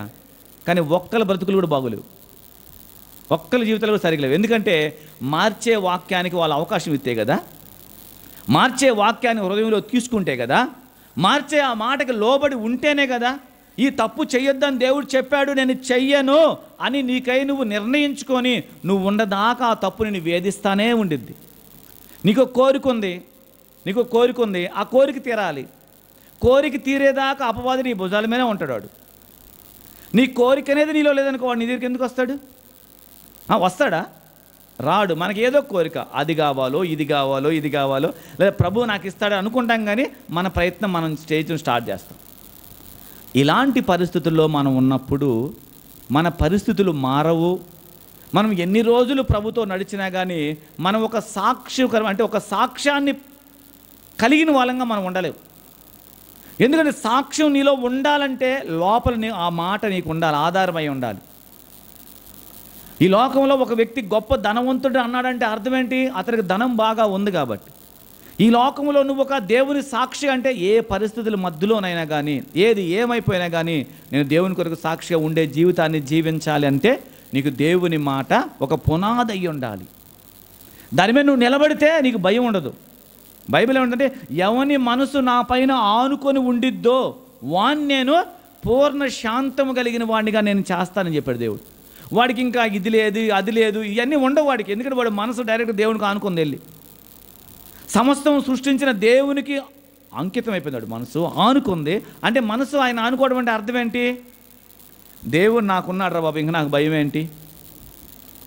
ఇప్పుడు మీరు ఒక పెళ్లి చేస్తున్నారు అనుకోండి, పెళ్ళి ఏర్పాటు చేస్తున్నారు. వచ్చినంత ఏంట్రా అసలు నీ హడావుడి ఏమో అర్థం కావట్లేదు, పందిరి ఇక్కడి నుంచి తోపులో దాగేసావు, ఇక్కడి నుంచి పెళ్ళి ఇక్కడ ఉంటే తోపులో దాకా పందిరేసి ఇటు కుక్కలో పాలన దాకా పందిరేసి అసలు భయంకరంగా పెద్ద పెద్ద కట్అవుట్లు పెట్టి ఇవన్నీ చేస్తున్నావు అనుకో. అసలు ఏంట్రా నీ ధైర్యం? మావాడు అమెరికాలో ఉన్నాడు, అదే నా ధైర్యం. మావాడు అమెరికాలో ఉండి పంపిస్తాడు అమౌంట్ కాబట్టి ఇలాంటి పందిర్లు ఎన్నైనా వేస్తాను. ఆకాశము భూమి మధ్యలో కావాలంటే నేను నా కొడుకో కూతురు పెళ్లి చేస్తాను నేను. నువ్వు ఆకాశం భూమి మధ్యలో వేసి పెళ్ళి పందిరి చేస్తావు, బాగానే ఉంటుంది. కానీ వాళ్ళేదో తర్వాత కలిసి ఉంటారు లేదా నీకు తెలుసా? తెలుసా నీకు? అంటే మనిషి ఆ ధోరణిలో ఉన్నాడు ఇప్పుడు. మనం కూడా అలాంటి ధోరణిలో ఉంటాం. ఎంతవరకు కరెక్ట్ మీరు చెప్పండి? మనం కూడా అలాగే ఆలోచన చేసుకోవడం ఎంతవరకు కరెక్ట్ మీరు ఆలోచించేయండి. మీరున్న స్థితి ఏదైనా దేవుడి మాట మీద ఉంటే చాలు. దేవుని మాట నీకు పునాదయ్యుండి నువ్వు చిన్నగా ఉండు, అడగడాయన అసలు. ఆయన మాట లేకుండా అందనంత శిఖరాల మీద నువ్వు నిలబడినా ఒకరోజు పడిపోవటం ఖాయం. కాబట్టి మనము దేవుని మాటలో ఉన్న జీవాన్ని ప్రతిరోజు మన జీవితంలో తెచ్చుకోవాలి. ఆ మాట నా జీవితానికి ఆశీర్వాదకరంగా మారాలి. ఆ మాట ఇప్పుడు ఇందా మీరు చదివారు కదా, గొర్రెల దొడ్లో ఉన్న దావీదుకి ఇశ్రాయేలు మీద అధికారిగా అయ్యాడు అంటే ఆ మాట నమ్మాడు, ఆ మాట ప్రకారంగా ఉన్నాడు, ఆ మాటకి ఎక్కడ దాడిపోలేదు, ఆ మాటని గీత మీద నిలబడ్డాడు. కాబట్టి సౌలు ఎంతగా వెతికినా కానీ ఎంత తరిమినా కానీ దొరికాడు దావీదు? దొరకడు. నువ్వు కూడా దొరకవు అంతే. మనకున్నటువంటి ఈ లోకంలో సేఫ్గా నిన్ను పెట్టేది ఏంటంటే దేవుడి మాట. అదే మనం వద్దనుకుంటాం, అదే మనం పక్కన పెట్టుకుంటాం. కాబట్టి ఆ సేఫ్ మంచి అంటే ఆ భద్రత మనలో కనపడదు. మొన్న కూడా చెప్పాను, సామెతలు 1:33 వచనంలో అదే అన్నాడు. ఏమని చెప్పాడంటే, నా ఉపదేశం వినేవాడు నెమ్మదిగా ఉంటాడు, వాడు సురక్షితంగా ఉంటాడు, వాడికి విని కీడేరాదు అసలు అని చెప్పాడు. అంటే ఏ పరిస్థితులు నీ కంటి ముందు కనపడినా నువ్వు అసలు కదిలించబడాల్సిన అవసరమే లేదు. నీకు వాటి గురించిన భయమే లేదు. పడుకొని గంటకోసారి లేచి భయపడి లేచి కూర్చోవాల్సిన అవసరం నీ జీవితానికి రాదు అసలు. ఇలాంటి మాటని మనం ప్రతిరోజు వినాలి, తీసుకుంటున్నాము. ఆ మాట మన జీవితంలో ఏ స్థాయిలో ఉండి పనిచేస్తుంది అనేది నువ్వు రోజు నీకై నువ్వు అర్థం చేసుకుంటే, మా బాబు ఆపేస్తున్నాం, అప్పుడే తలబొట్టున్నారు, అప్పుడు టైం అయిపోయింది బాబు ఇంకా. కాబట్టి మన జీవితాల్లో మార్చేది డబ్బు కాదు. మనం ప్రతిరోజు దేవుని మాట ప్రకారంగా మనం బ్రతకడం నేర్చుకోవాలి. నీకు దేవుని మాట ఇస్తే ఆ మాట పట్టుకొని ధైర్యంగా నీ సమస్యలతో నువ్వు మాట్లాడాలి. ఏంటి నీకు ఎదురవుతున్న ఇబ్బందుల్లో, కష్టాల్లో, నష్టాల్లో, ప్రతికూలతల్లో దేవుని మాట అనే డాల్ను అడ్డం పెట్టుకొని నువ్వు నిలబడాలి. అప్పుడు నీ కొరకు ఒక పునాది కట్టబడుతుంది. దాని మీద నువ్వు నిలబడినప్పుడు అనేకులకు దీవెనకరంగా ఉంటాం, అనేకులకు ఆశీర్వాదకరంగా ఉంటాం. నిజంగా ఇతడు యెహోవా వలన దీవించబడినవాడని అబ్రహాము చెప్పినట్టుగా నీ గురించి నా గురించి 10 మంది కూడా చెప్పగలుగుతారు. దేవుడి మాటలను దీవించును గాక. ఆమేన్.